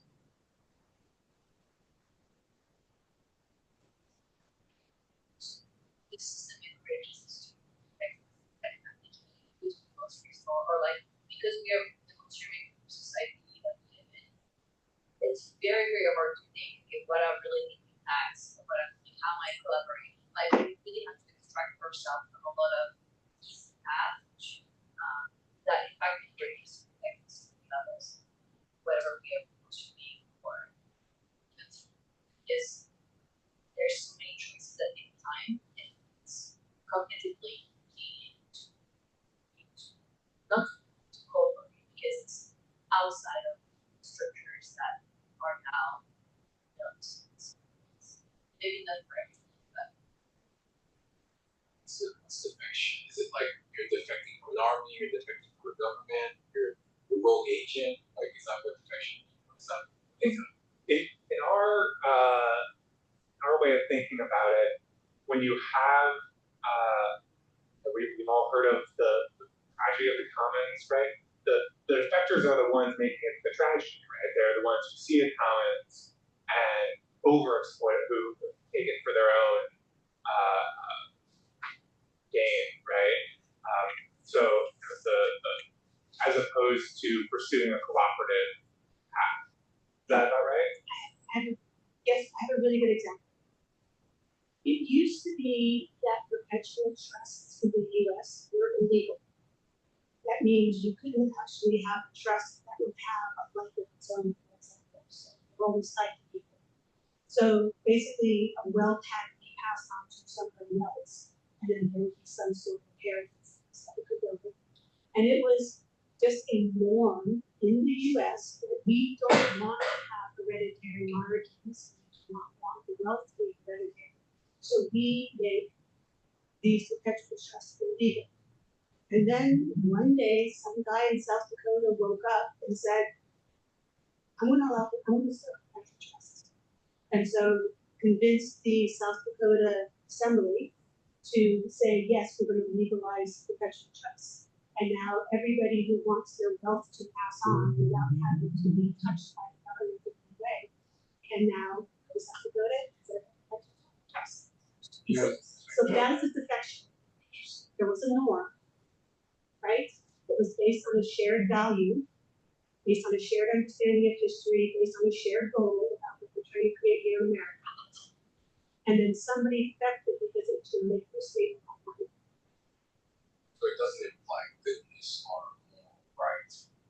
The defecting is just more of like there's a larger epistemic way of being, and then someone is just a fish that's streaming opposite, right? Have different behaviors. So I think it's an interesting question, Fabrice, whether or not a defection always implies whether there can be a positive defection. So yeah, I'm sure that technically there can be a positive defection. The way that I was using it in the story was that there was a shared set of norms and somebody defected from it. But then you could have a shared set of norms that are just horrible and somebody can defect from that. So I think maybe for me, I'm thinking about it in terms of this is the custom, these are the customary arrangements, and somebody's coming off and doing something different. And what's interesting to me is the cascade effect, because now a lot of states offer. If you look at South Dakota, they're getting a lot of money, so we want to do that too. Which is one of the reasons we have wealth problem. Yeah, you indicate about whether defectors are negative, but a lot of us may agree that solar energy might be positive. Well, one of the big problems in California are grid defectors, people who have enough solar and batteries that they can become not to be connected with the grid. And as a consequence, less people may contribute to maintaining the grid. This is one big problem in California, why electricity prices are going up. So they are now trying to, how can we avoid this problem? Is that people who are more wealthy can do that because they can buy battery solar power, but it's seen as something positive. We want people to have that, but as a consequence, they may say, well, now we don't have to be part of this unreliable grid system, and so we are defecting. But that's not what we want. So there's a lot of problems now. So the grid defectors were, not a problem, but they might have been also sustainability kind of entrepreneurs in the past. So what is good and bad? I do think that Michael's comment about the valorization of defectors is really interesting. I think there's just to build on that really quick. There's another example, like the number of tutorials on YouTube to teach you how to drill your own well in your backyard, going up, because it's again, water bills are going up. So you better stick to the power company and just try this cool new hack. Just drill 250 feet down into the earth, and you can have your own well. The only problem is, right, if you don't drill it correctly, you can make the water table or a number of disasters. But again, you lionize that effort as if you're doing something noble, rather than like working through any kind of work. Like, it's not like working with a utility company is an admirable organizational process or anything like that. Or like it's really hard to lionize that. At the same time, like the off ramps are almost always, it feels like, symbolically wrong. I really like what you said earlier about coming back, bringing this back on the field of valorization of the defector. And first and foremost, subjectively, whether it's good or bad, and so many factors, time. How does it change the system? Can we adapt the system? Past standpoint, what have you. But I think the idea that prisoner's dilemma chart, we have the calculation, right? I think first and foremost, if someone is a prisoner, we're very good at speculative thinkers, but we're not very good at calculations, exponential curves, that kind of thing, right? So I think we act emotionally, right? And so if there's a valorization aspect to it, then of course you're going to want to go be valored. And so I think that calculation table isn't really, from a mathematical standpoint, we get it, from a game theory standpoint, we get it, but from the person making the decision, I don't think those numbers are the true numbers, because that hero or that valorization aspect adds a value to those numbers. Like, yeah, I have to pay a year potential risk in years, but I'm going to get this, other thing out of it that's beyond just what is my crime or what have you, right? So there's this calculation that goes into there of what the real value of that table is that I think is much more a complex system, not a complicated system of figuring it out. And I think with I think it's a much more interesting problem, nuanced problem, once you start looking at why someone would make a decision beyond just the calculation of years. I was going to say that connects to like within the economy gambling, where you can make money very slowly, but there is thrill, and that's what the Christmas dilemma does. Like, if you make the right choice, and the other person is stupid enough to make the wrong choice, you will hit the jackpot, and the other person will lose. There's within the economy that capacity to have intense returns really fast. I think that's like that original economic aspect of like how it feels. Because I think the valorization of the defector has to do with they defected and they got something much quicker and fast, or they were able to live on their own without others, without being entangled with others. So that aspect of it is an interesting thing. The economy of desire and feeling through the checkpoint. I feel like my question that's popping in from everyone's perspective here is like the world that we're aiming at building here in this workshop. Are we saying, or do we yearn for like a world where there's a sort of coordinated effort and functioning system that provides more wellness and goodness in terms of externalities to people's well-being, the environment, future, the past, or maybe I'm leading the question, but it's like, for me, when I look at defection, I almost see it as like, perhaps I'm getting the definition wrong because your multiple perspectives, I'm almost seeing it as a positive.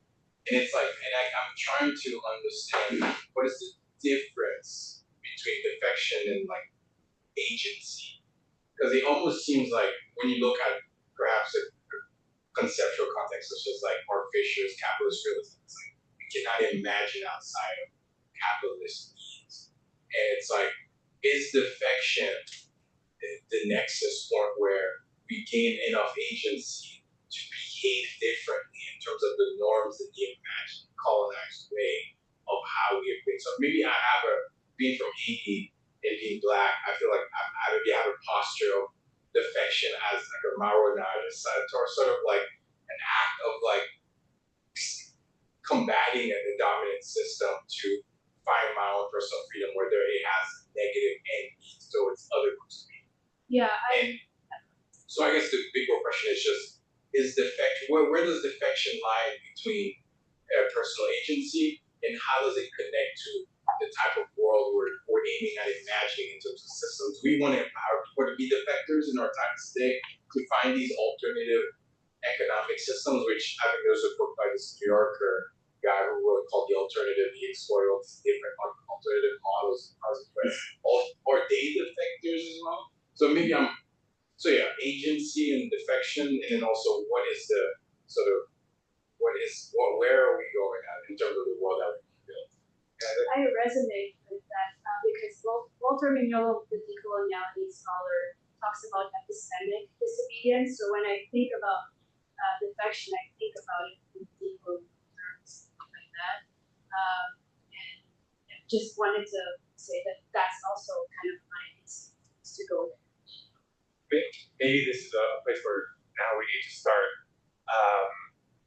We need to start distinguishing our definitions for the purpose of this. And say, there are these resonances between defection and disobedience or disruption or any of these, but that if we're talking about creating a system built around a public good, then we need to take this defection, which is an exercise of agency, but it's one that reduces the total amount of agency distributed amongst the people in the system, seriously as a question, even though already attempt to build these public goods is itself, we're all here kind of defecting from the hegemony, right? So anyway, Michael, you also. I was just going to say that I think like the way that I find the term defector helpful for me personally is just in a very narrow definition in the abstract game theoretical framing, which is it's a fantasy to begin with to imagine that we can think about cooperation in such a crystal clear way and to think about benefit in such a crystal clear way. So I feel like when I think about defection or when I say defectors are lionized, I mean it's as clear as we can think about in terms of how we might all be mutually benefiting from a situation and defecting from something like that where it appears that people are working towards a common good. And so like knowing that all of the terms that I just used are like completely freighted and we could redline and but like the shovel has to turn somewhere for me. And so to me, just thinking about defection as a very specific relationship to kind of affairs of commons at all. Not necessarily resistance to power or rebellion against bullshit or any of these other things I think that are like really important to hold any kind of commonality accountable. But yeah, just for my 2 cents on why I still think defection might be a helpful, narrow term that is like lives in a lab environment in terms of like how sanitized it is. But yeah, it feels useful. In that context, is defection still defection when non-cooperating behavior has become the norm? I wanted to exactly talk about that. I think because we have defection compared to cooperation. So when we've got our prisoner's dilemma, we have our 2 prisoners, but we also need to consider, of course, the guard, the whatever, the person who hands out reports. And I think we should keep in mind there's a difference between cooperating among people of your status, the other prisoner, and then cooperating with the guard who's handing out rewards, in which case cooperation and defection get switched around in that sense. So I think if we are talking about defection as not cooperating with the person in your category in a way that benefits the person who is not in your category, that's a different type of cooperation. I think you could sum up defection in the interest of producing terms of commons versus defection in the interest of individual well-being. So terms we have. There's defection that could say I have an alternative collective that I want, so I'm defecting from this particular notion or structured collective. There's defection where I'm just defecting in my own individual interest to satisfy my own individual well-being without considering the possibility of an alternative collective. This collective is doomed, and I can use it myself. There's no future collective at all. I just have a follow-up just a clarification. You say you find the term useless. Useful. Okay. But I think I made a mistake. I think I might have said collectives when I probably shouldn't have. And here's why. Because the prisoner's dilemma is just a 2x2 matrix for mutual benefit or mutual harm reduction. It's not actually about collectives.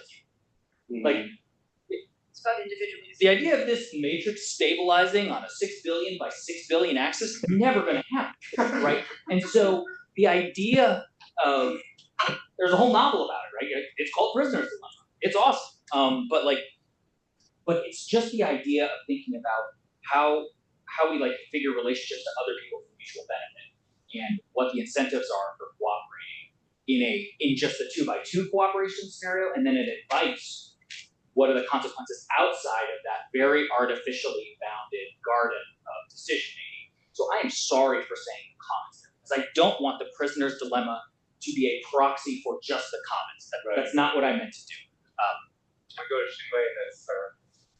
Yeah, I was just thinking, Real quick, Shinwei, yeah. Oh, okay, great. So to continue on the question of difference between a culture or society versus a bunch of units, right? Individuals. Maybe we can keep on asking this question about social production of what, right? I mean, the groups tomorrow are going to be housing, food, and material goods, and deliberately chosen to be very concrete. All right. So, but maybe the question of value comes back in. So, why? Like, if it's about social production of value, I think it gives us a lot more room to then do these exercises tomorrow, right? So then we can assess how to place these different kinds of goods or services with respect to question of value, right? Now, that's one. So Amartya Sen was mentioned in the talk. So Amartya Sen did this big study. His first famous study was famine in India. And he was analyzing this and he's thinking, well, it wasn't just that there wasn't enough food. There actually was enough food produced over the whole country as a whole. It was just that the farmers in particular places that had suffered drought could not feed themselves, and they didn't have access to credit to buy food that they needed to prevent starvation until the next, to tide them over until the next growing season. It was credit, access to credit. So maybe it could be useful to think about the intermediate sources of value, right, for the society. What's behind the scenes, okay? What's underneath, what's in the substrate. So again, maybe as an exercise for looking forward to tomorrow, if we think about the different kinds of public goods, I was thinking, well, why do we choose the term public goods versus common? We can look into the different, so it might be worth thinking about that. Why are we choosing this term public goods? And then think and fill that in with some examples. So the last thing I'll say for that is knowledge. The thing about knowledge is that it doesn't obey law of scarcity. I know something, I tell you, I teach you something, you know it, but I still know it, right? Classic example. So, but IP, intellectual property, is an attempt to perpetuify knowledge so that it becomes something that if I have it, you can't have it. If I give it to you, then I no longer have it. So it seems like it's a paradox with respect to how knowledge actually works, right? So maybe it's helpful to maybe think a little bit about, what do we mean by public good if we take out the word good? All right, think about something else. Sarah, you might move on to it a little bit, but I was just thinking, like, any of the actions that we're talking about, like cooperation or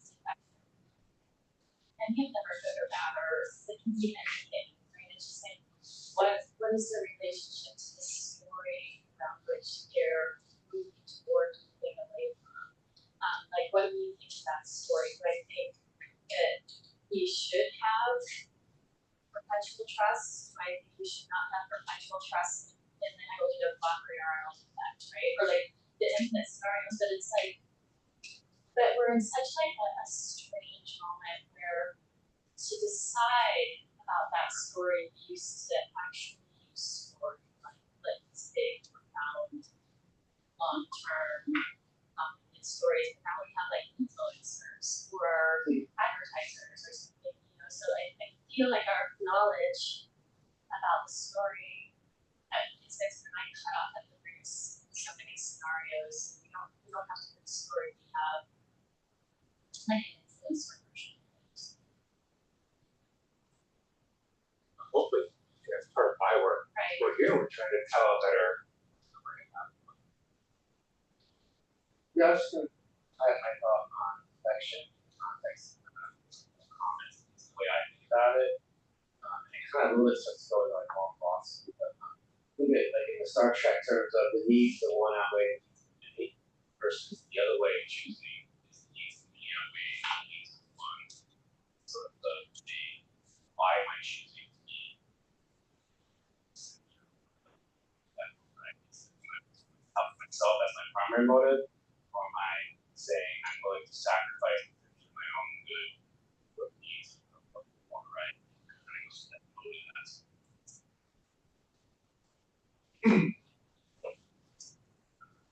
I had a couple of ideas of things that I think might be relevant.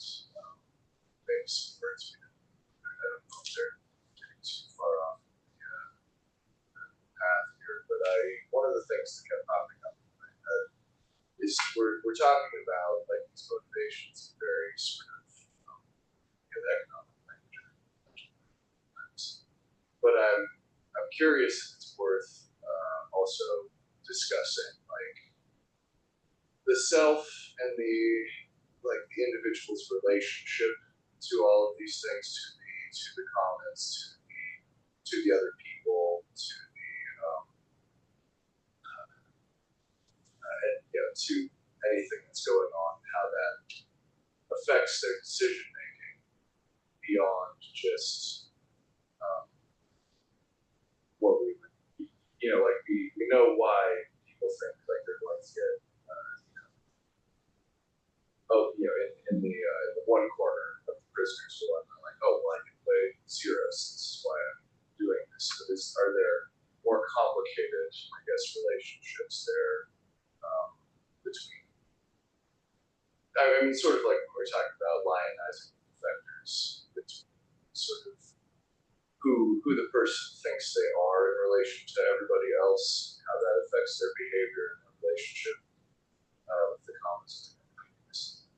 We think ourselves as participants in a commons or a public good and relationships. Yeah. The other thought I had that's popping up is I think that one of the premises of what we're talking about here is this idea that like scarcity is to a certain extent, especially with technology we have these days, more is actual fact, but is like the security of itself, or the security of one's family. Is that something worth discussing in terms of how it motivates them in these relationships where I know we didn't really touch on the tragedy of the commons specifically, but the idea that if someone would be motivated to do these things, to go against what's good for everybody, because they're thinking that, well, what's good for everybody is potentially uncertain for me. Like that's we all rise together, we all fall together. But if I become this defector, then I've carved out extra, caused problems, but in just evolutionary standpoint, it might have made things better for their family. Yeah, I think security, precarity, these feelings that I think potentially shape our relationship to public goods. Whether a commons feels like it will continue and feels like it is sufficient, then we feel more secure. If a public good or a commons feels insufficient or feels tenuous, then we feel precarious, and so we're pushed in our participation of the 6 billion person matrix to towards defection, maybe. That'd be a part of it. Yeah. I also want to add the point that Shinwei made about knowledge and about how it can be competitive, and then also there are other dimensions to it now that feel like they're worth wrapping our heads around in terms of instrumenting people based on what we know. So like you can tune in for someone's story that they're telling online, and it's great, but then you are being harvested for information that will later be used for something else. So like how we make knowledge and how we store it is becoming like a very competitive enterprise. In addition to trying to like stake ownership over some things that don't have access to, there's a tremendous competitive advantage. And so that feels pretty salient. You mentioned the attention economy, but I feel like there's more to it there than just making an economy out of attention. It feels like when we think about public goods and think about information technologies, then what to do with all the information suddenly becomes a really salient question. Or is information a material good? So anyway. Just to say, when we had originally conceived this workshop, it was good about image. Oh. But we set it aside so that you guys could actually focus. Fortunately, the issue of data centers is a relentless and grim reminder that information is a material good. Yeah. So this week I was participating in a forum and a panel around the book hoop. You can, on the bottom of the lovely illustrations, we have a row of illustrations. So we had a new book that CSI just put out called Our Radioactive Neighbors, and I had a story in that. It's all about consent-based nuclear waste siting, but these questions of putting things in places are in some ways, I think, even more visceral in our today with the data center question than they are with this sort of interminable nuclear waste question or comparative thing. And also carbon removal is mentioned. That's also a siting question in some cases. In particular, things like citing nuclear waste, right? The removal and the containment of the nuclear waste is in many ways a public good, right? That is distributed amongst lots and lots of people. But the data centers are not really intending to be, right? They're intending to be extremely enclosed extraction machines. Microsoft has a model that's very integrated. But it's not data center in the Netherlands. It's actually a data center that we close. I'm thinking about what you were talking about around the fantasies. That's like how people sort of believe these concepts and it makes them behave in a certain way. And also how it connects to the attention economy. I don't know where this fits, but like I've always been fascinated by like the hyper reality, similar to Sully Kong with Jean Baudrillard, of like how we're living now in times where like things are being dematerialized. It's like it's no longer based in physical sort of geography or physical goods. Things are more meaning based. And it's like meaning now determines how we function as society. So it's like, what is the role of like information when things are so dematerialized? We're sort of being, it's like our minds are being like wrapped. It'll be harvested in ways that we don't have control. So like I don't know where that fits in here, but I feel like it's kind of like the sort of, it's like that's so much the layer of the economy now. It's all about like, I mean, you said it, it's like there's overabundance of things. Now we gotta manufacture the sort of things to make sure that it's like valuable or that people can buy this. It's like, do we really need that surplus? Is it for what end? I don't know. It's just a thought in terms of just different concepts. We return to our board here, and maybe I might throw out use and freedom through Hurricane a little bit. So that, but you couldn't be helped with these concepts in buckets. I feel like they're all over the place. Maybe it's like maybe there's 3 buckets, 4 buckets, and they're clusters. I don't know if that's even possible, but okay, There you go.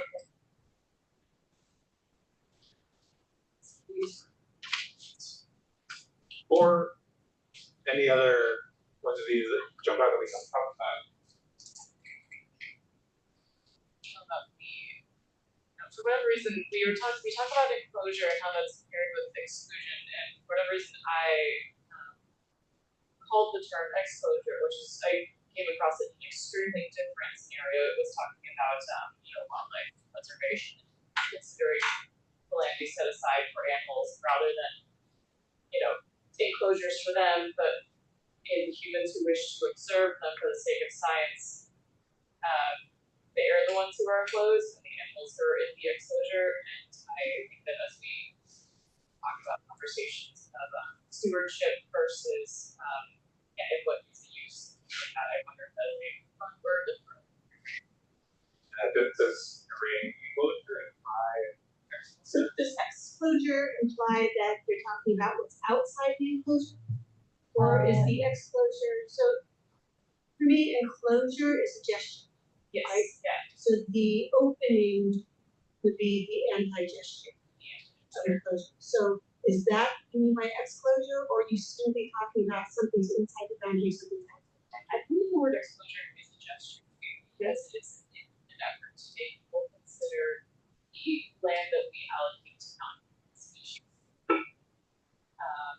I think that in that sense, as we talk about what our public good is, we want to talk about what we can make, what we do with once we're done getting over surplus people's efficiency, what do we do with this? But yeah, I think it's mostly is the same term. Rather than, The term you just threw right now just reminded me of the time we lived here in Fulton and thinking of public health rather than goods, and the fact that many of us quarantined in a way we're in an exposure to protect others for the public goods. I don't know. Yeah. That's what it made me think of in a human context. I know you're referring to. I think it goes back to it's because I've been hearing about alienation earlier. So I want to go back to the Reese's idea, because also you put some things together and you wanted to talk about use, but then use kind of matches, I think, I would say that goes with efficiency. I don't know if we want to actually put enclosure in the bucket, maybe enclosure is different. But certainly agency, freedom, definitely those go together. I mean, I think they go together. Labor and wage, and labor and wage that are put together. But again, even grouping, there's so much assumption that goes into grouping. So, as an economic thinker, I would put rent and wage together because they're kind of opposites, even though rent is more close to enclosure because you don't get a rent on something until you enclose it. So I think the buckets are interesting, even in a way where Can I ask some basic question? What was your intent when you thought of the buckets? Like, how does it help you? I feel like in terms of time, like we have limited time here. It's such a sacred space. I feel like the buckets just kind of help us to figure out a view of like where are some of the meaning geographies of all of these clusters and how can we tackle these, like in terms of like, okay, this labor wage rent, this is like there's physical movement of things that are happening here. Agency, freedom, I just kind of feel the energy, just like I don't have efficiency and use. Like there's a picture, there's a world starts to form in the clusters, and in the time maybe it helps me kind of create, as opposed to like a list where I go to economy and I go to time and I'm like sort of like so overwhelming. I don't know. Yeah. That's kind of my Like schematic. So Well, this is more systems thinking. This is just more components. yeah, but this is a cloud. Right, Some of this is a yeah, cloud. I was looking too. So maybe to me, what would be a helpful exercise would be the relationships rather than clusters, but like what are the strong ties? Is there a strong line or a weak line or something? It's like you need a network. Yeah. We chose to assemble it this way, in part for the dramatic effect of Joffa pointing at me, write down the term, and then you all would see me write down the term and be like, all right, I'm gonna think about that. There are also words that can belong in different buckets. Like for example, value could be in use and also in labor, you know, and also agency. You know, Constellations. yeah, it's a constellation. Really. No, I keep coming back to something like this in my mind that I feel like maybe I'm being land-based because we started with scientific comments. So it seems like all of our conversations extended out to the idea of thinking of a piece of land as a comment. But like, so maybe that's enough said, but also I feel like we have different conversations if we were like, well, we could say comments, or we could say homeland, or we could say holy land, or we could say territory, or we could say property, or we could say fatherland or motherland, or you know, like depending on if we substitute out different words for comments, like how we're actually like conceptualizing the land itself, then all the other words around it kind of shift, if not the words, then the connotations of the words. So I know the landscape is like 1,000 more words up there, but not that I think we should do that, just, you know, I did, for what it's worth, the comments is the sort of values, foundation. So something that brings up for me is some of those words, homeland, fatherland, motherland, are to some extent have been pushed as a way to define people together, even when they're no longer sharing confidence, to the extent that they were, right?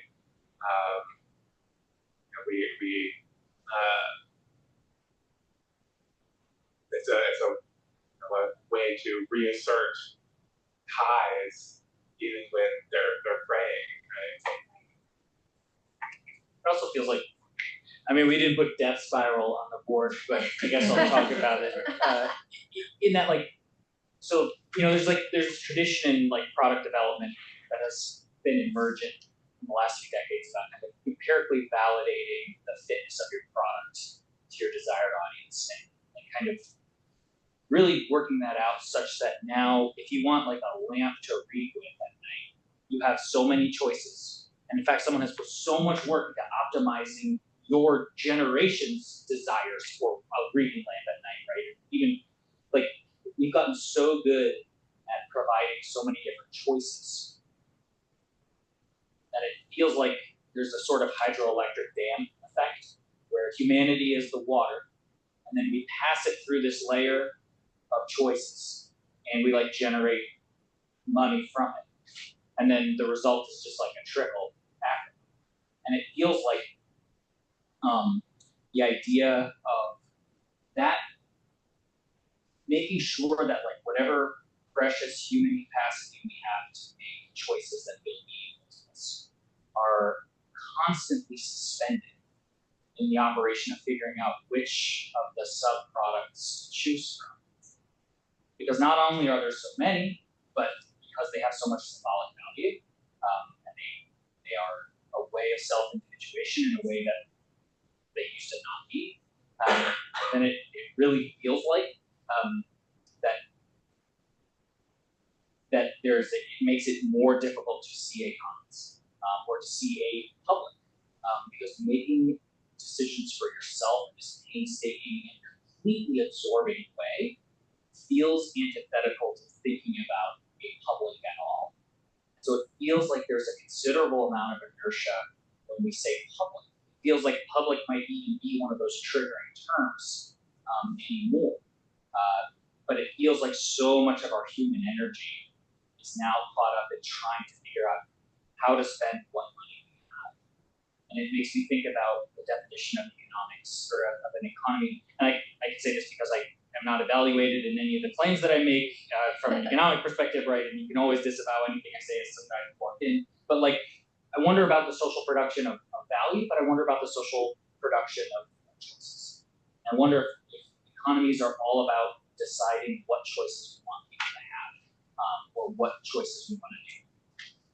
Yeah, that's what I did earlier. I was saying we're made like system wants us to connect. Maybe there was a point that we were connect, or like we're still figuring out this definition. But if you go to the grocery store, it's in the context of food, right? You just between organic and non-organic food, to make it really simple. We know that organic food in general is gonna work harder to have this positive environmental effects and to better take care of the land and then not to use some of the products that we use.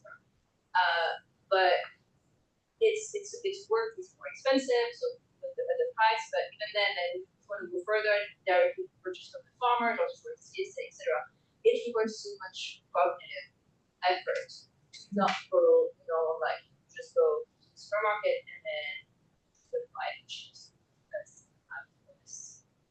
You get to keep more of the money in this, right? Like really encourage in that system. And that makes me think that choices are could also be fantasies or illusions to keep us thinking that we do have freedom and agency when we really need The Matrix. I think on top of that, I don't think all people in all situations say that right, want the choices. You have your cheesecake factory menu, and that thing is like a home of choices. Then you have the In-N-Out burger menu, which is very small, and not mine In-N-Out is massive. There's only like 4 things on the menu with variation, but so people don't want the choice. They made the choice that they don't want the choice, right? So now it's like, I have to make the choice again. I think there's like a choice permanence maybe. It's like once you make a choice, you don't want to have to keep making a choice. For some people, want to go back to Lisa that I get brand loyalty. It's like, oh, you're a Kenmore person or you're a whatever Maytag person. And that's the only thing you would buy. You wouldn't even look at the competition. You're Samsung or an Apple person, right? It's like you don't go out and every time you reevaluate all the competitors. You list one of that thing. And I think for a lot of people that simplifies what we have now today is just the freedom of so many choices that it's almost we become a servant to having to make choices, right? We lose a sense of freedom when we have too many choices to make. It makes research very hard. Can we add choice? It's the agency, but no, You know what made me start thinking about this is when I came to the US and I had health insurance, there was a difference between the PPO and HMO, and they were like, you get to choose. I was like, but in the Philippines, it's because we had a family doctor, we had a good relationship with her, and so that's where we went. We didn't really have like all these like choices but we had good health care. Right. But you then don't have a choice because you have to choose from whatever you've chosen in society. Well, it's similar to voting, right? Like in America, if you vote for stuff in a specific election, there's all these choices of things. There's the amount of research you have to do to figure out which judge I'm going to vote for what district. I mean, why am I choosing which judge? What do I know about that, right? And so people pick sides. They poll right to pick sides. I'm just going to vote the ballot down because they're my party. Yeah. And that's how they simplify their choices. But that's a horrible way to make a choice. Mm-hmm. I feel like that starts getting into like the psyche of the economic human being. And like for me, I've kind of like gone into the sort of wild west around like sort of redefining like sort of internal family system, but like through a world building perspective that each human has like an inner world with perhaps thousands or millions of characters themselves that are across time and space, society, characters, values, and different, all these parts internally are yearning for different things. And it's like, and I guess in terms of the choice in our agency, it's like, how do we give literacy to our own selves? And maybe there isn't space within an economy to educate. It's like, oh, like I love this smell, and I want to buy this smell, and this product is exciting, and I'm going to choose this one.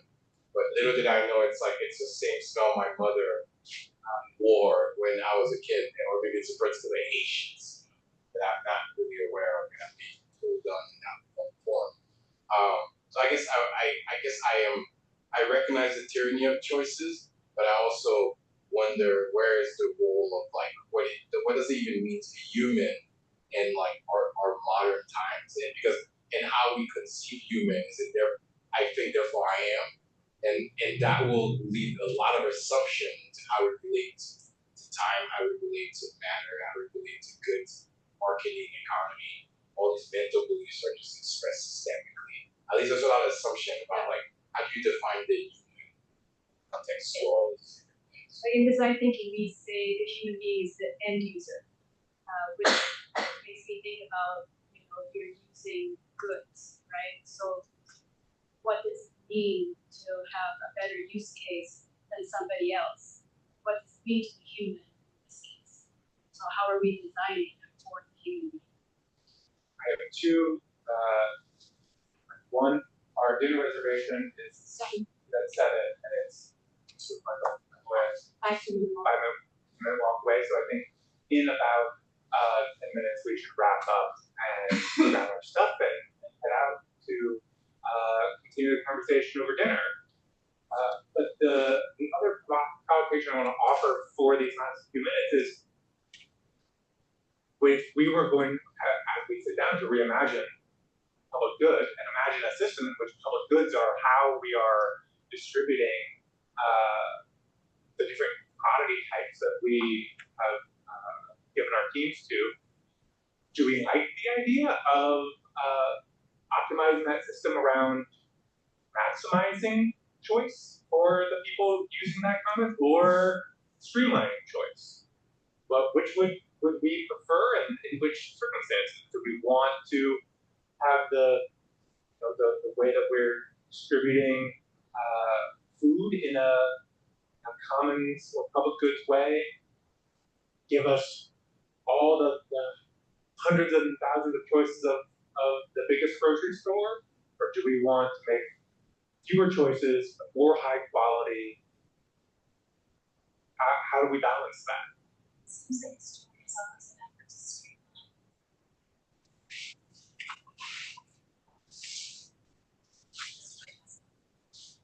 Anyway, that's our thought. So maybe another way to think about this question of choice is to think about like an ecosystem, like talk about forest, let's say. We can look at a particular event like a seed, or flower blossoms, or a seed is produced, or we can think about event of making a decision to choose this product versus another product. Or we can think about the processes that are happening in between those events. And then which processes are the ones that we value, that are value producing, let's say. So that's just a question, a way to kind of flip it around, because we are going to be talking about concrete goods, but maybe we can think about what's happening in between those events of choosing this good or that good. So for example, for an ecosystem, the value would be the persistence of the ecosystem that continues to go on and on and on, right? Rather than choose this, choose that. For a society, it could be thinking about, for example, question of hospitality, right? In some cultures, in many cultures, used to be something that was valuable was hospitality to the stranger. That is, the stranger is always welcome to your home. See, that's really important. It's a stranger, not a particular named person, but a stranger with whom you have an already existing relationship, but it's kind of empty blank, right? And there are these myths about gods disguising themselves as beggars, right?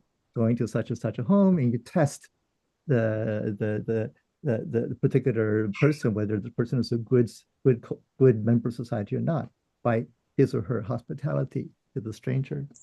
So that brings back to the original question about, we are talking about economic value, but there are these other kinds of values. I'm sorry, I don't know your name, but anyway, there can be religious value, symbolic value, formal value, different kinds of values. So you might want to keep this in mind, that there are these different kinds of ways of thinking about value, and we're only looking at particular stratum of value, economic value. But there are other norms in force at the same time. I had a quick question about what you said about do we want to create this, want to create that. So tomorrow's activity, I'm sure, but is it kind of looking at the preferred future of these systems, or is it like what do we think of creating a preferred system? And if so, how are we considering other stakeholders in our concern? And then secondly, or is it thinking like what are some things that we might consider good or prefer from our perspectives, and then also as just a component versus all the other types of things that maybe current systems that have momentum, things like that, right? So thinking about, I guess, going to your question, what is the come out of that tomorrow? Well, I think maybe I would like to set aside the word preferred and instead just sort of we're trying to concretize some possibilities, right? So whether or not these are the optimum ways to reimagine public goods for any given party,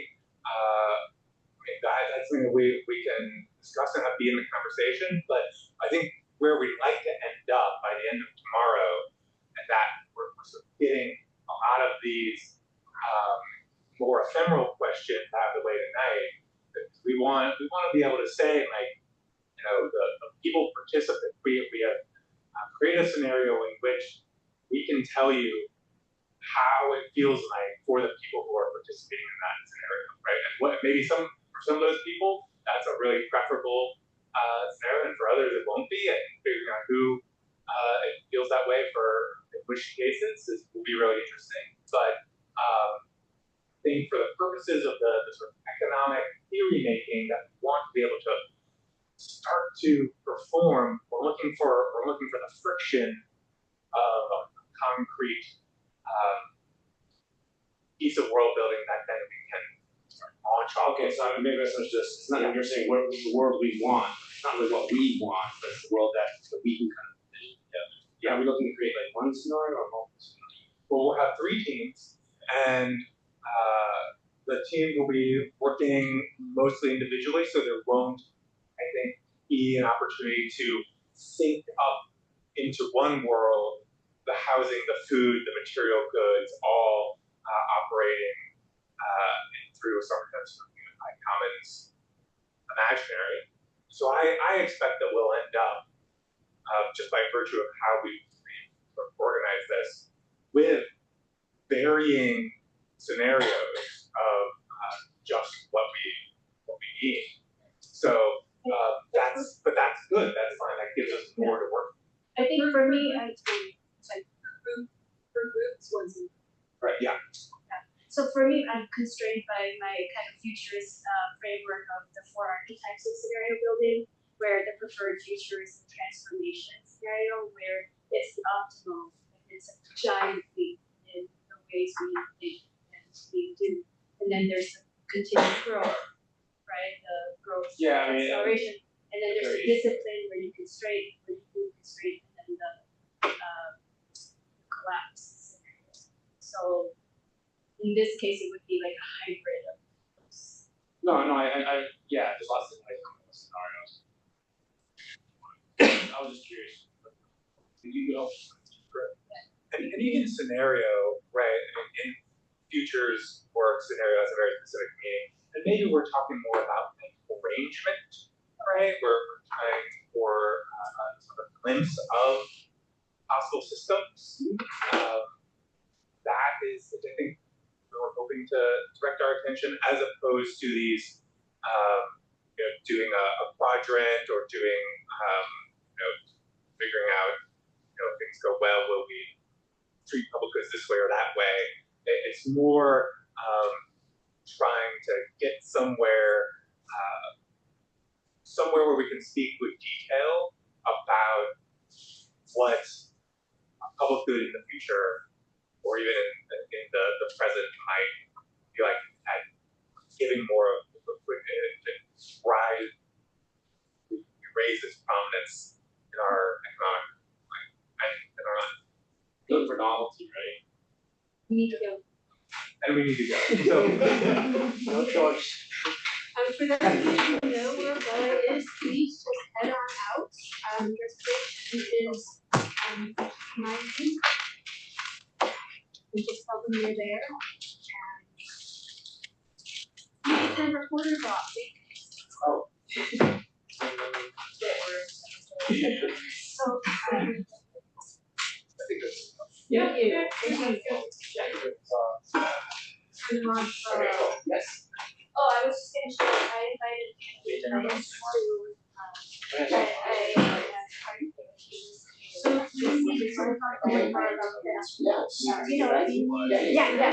gonna be, our guest speaker at China, so Well, you have it's that book out, right?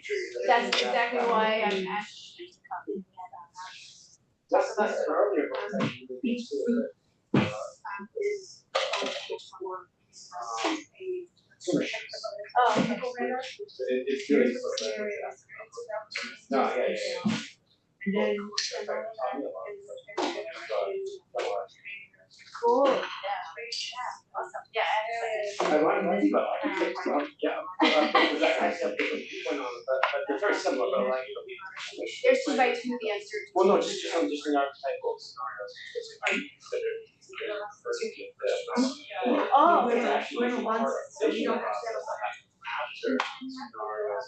In the massive intersection scenario, you don't want to have preferences or biases of that are bad methodologies. And then Worlds that are happening, where you want to find out of it. That now what you might want to have what we found in practice, doing exercises as a client, they cannot stop bringing their preferences in early on. Yeah. So we gave them a bucket and put it in. Yeah. Great, put that in the preferred. They wanted to make transformation. Yeah. What we find is, especially with all the statements that transformation Yeah. So It's like a hybrid of all. becomes a very colonialistic, colonizing of the picture. Yeah. So what we do is we say, take that. Put it back up. Yeah, so it takes it from Manoa, and then it goes to Houston 1.0 version now. Oh, So gosh. it's very interesting. Yeah, I can geek out on it. Yeah, can we sit together? Are you going to dinner? Yeah. I'm such a keeper here. You have to tell me to shut up. Yeah. So, mine is, it's different philosophy. So now I'm getting involved with, so I got my certification, Oh, so I know it's my daughter's work there, yeah. Oh, no. Yeah, no, I know Frank very, very well. I've been on some of the retreats, yeah. The whole group, yeah, no, they're no, they're very, very well. Sarah, did you tell them that we're 12, not 6 months? Yeah, I think it's down the street, right?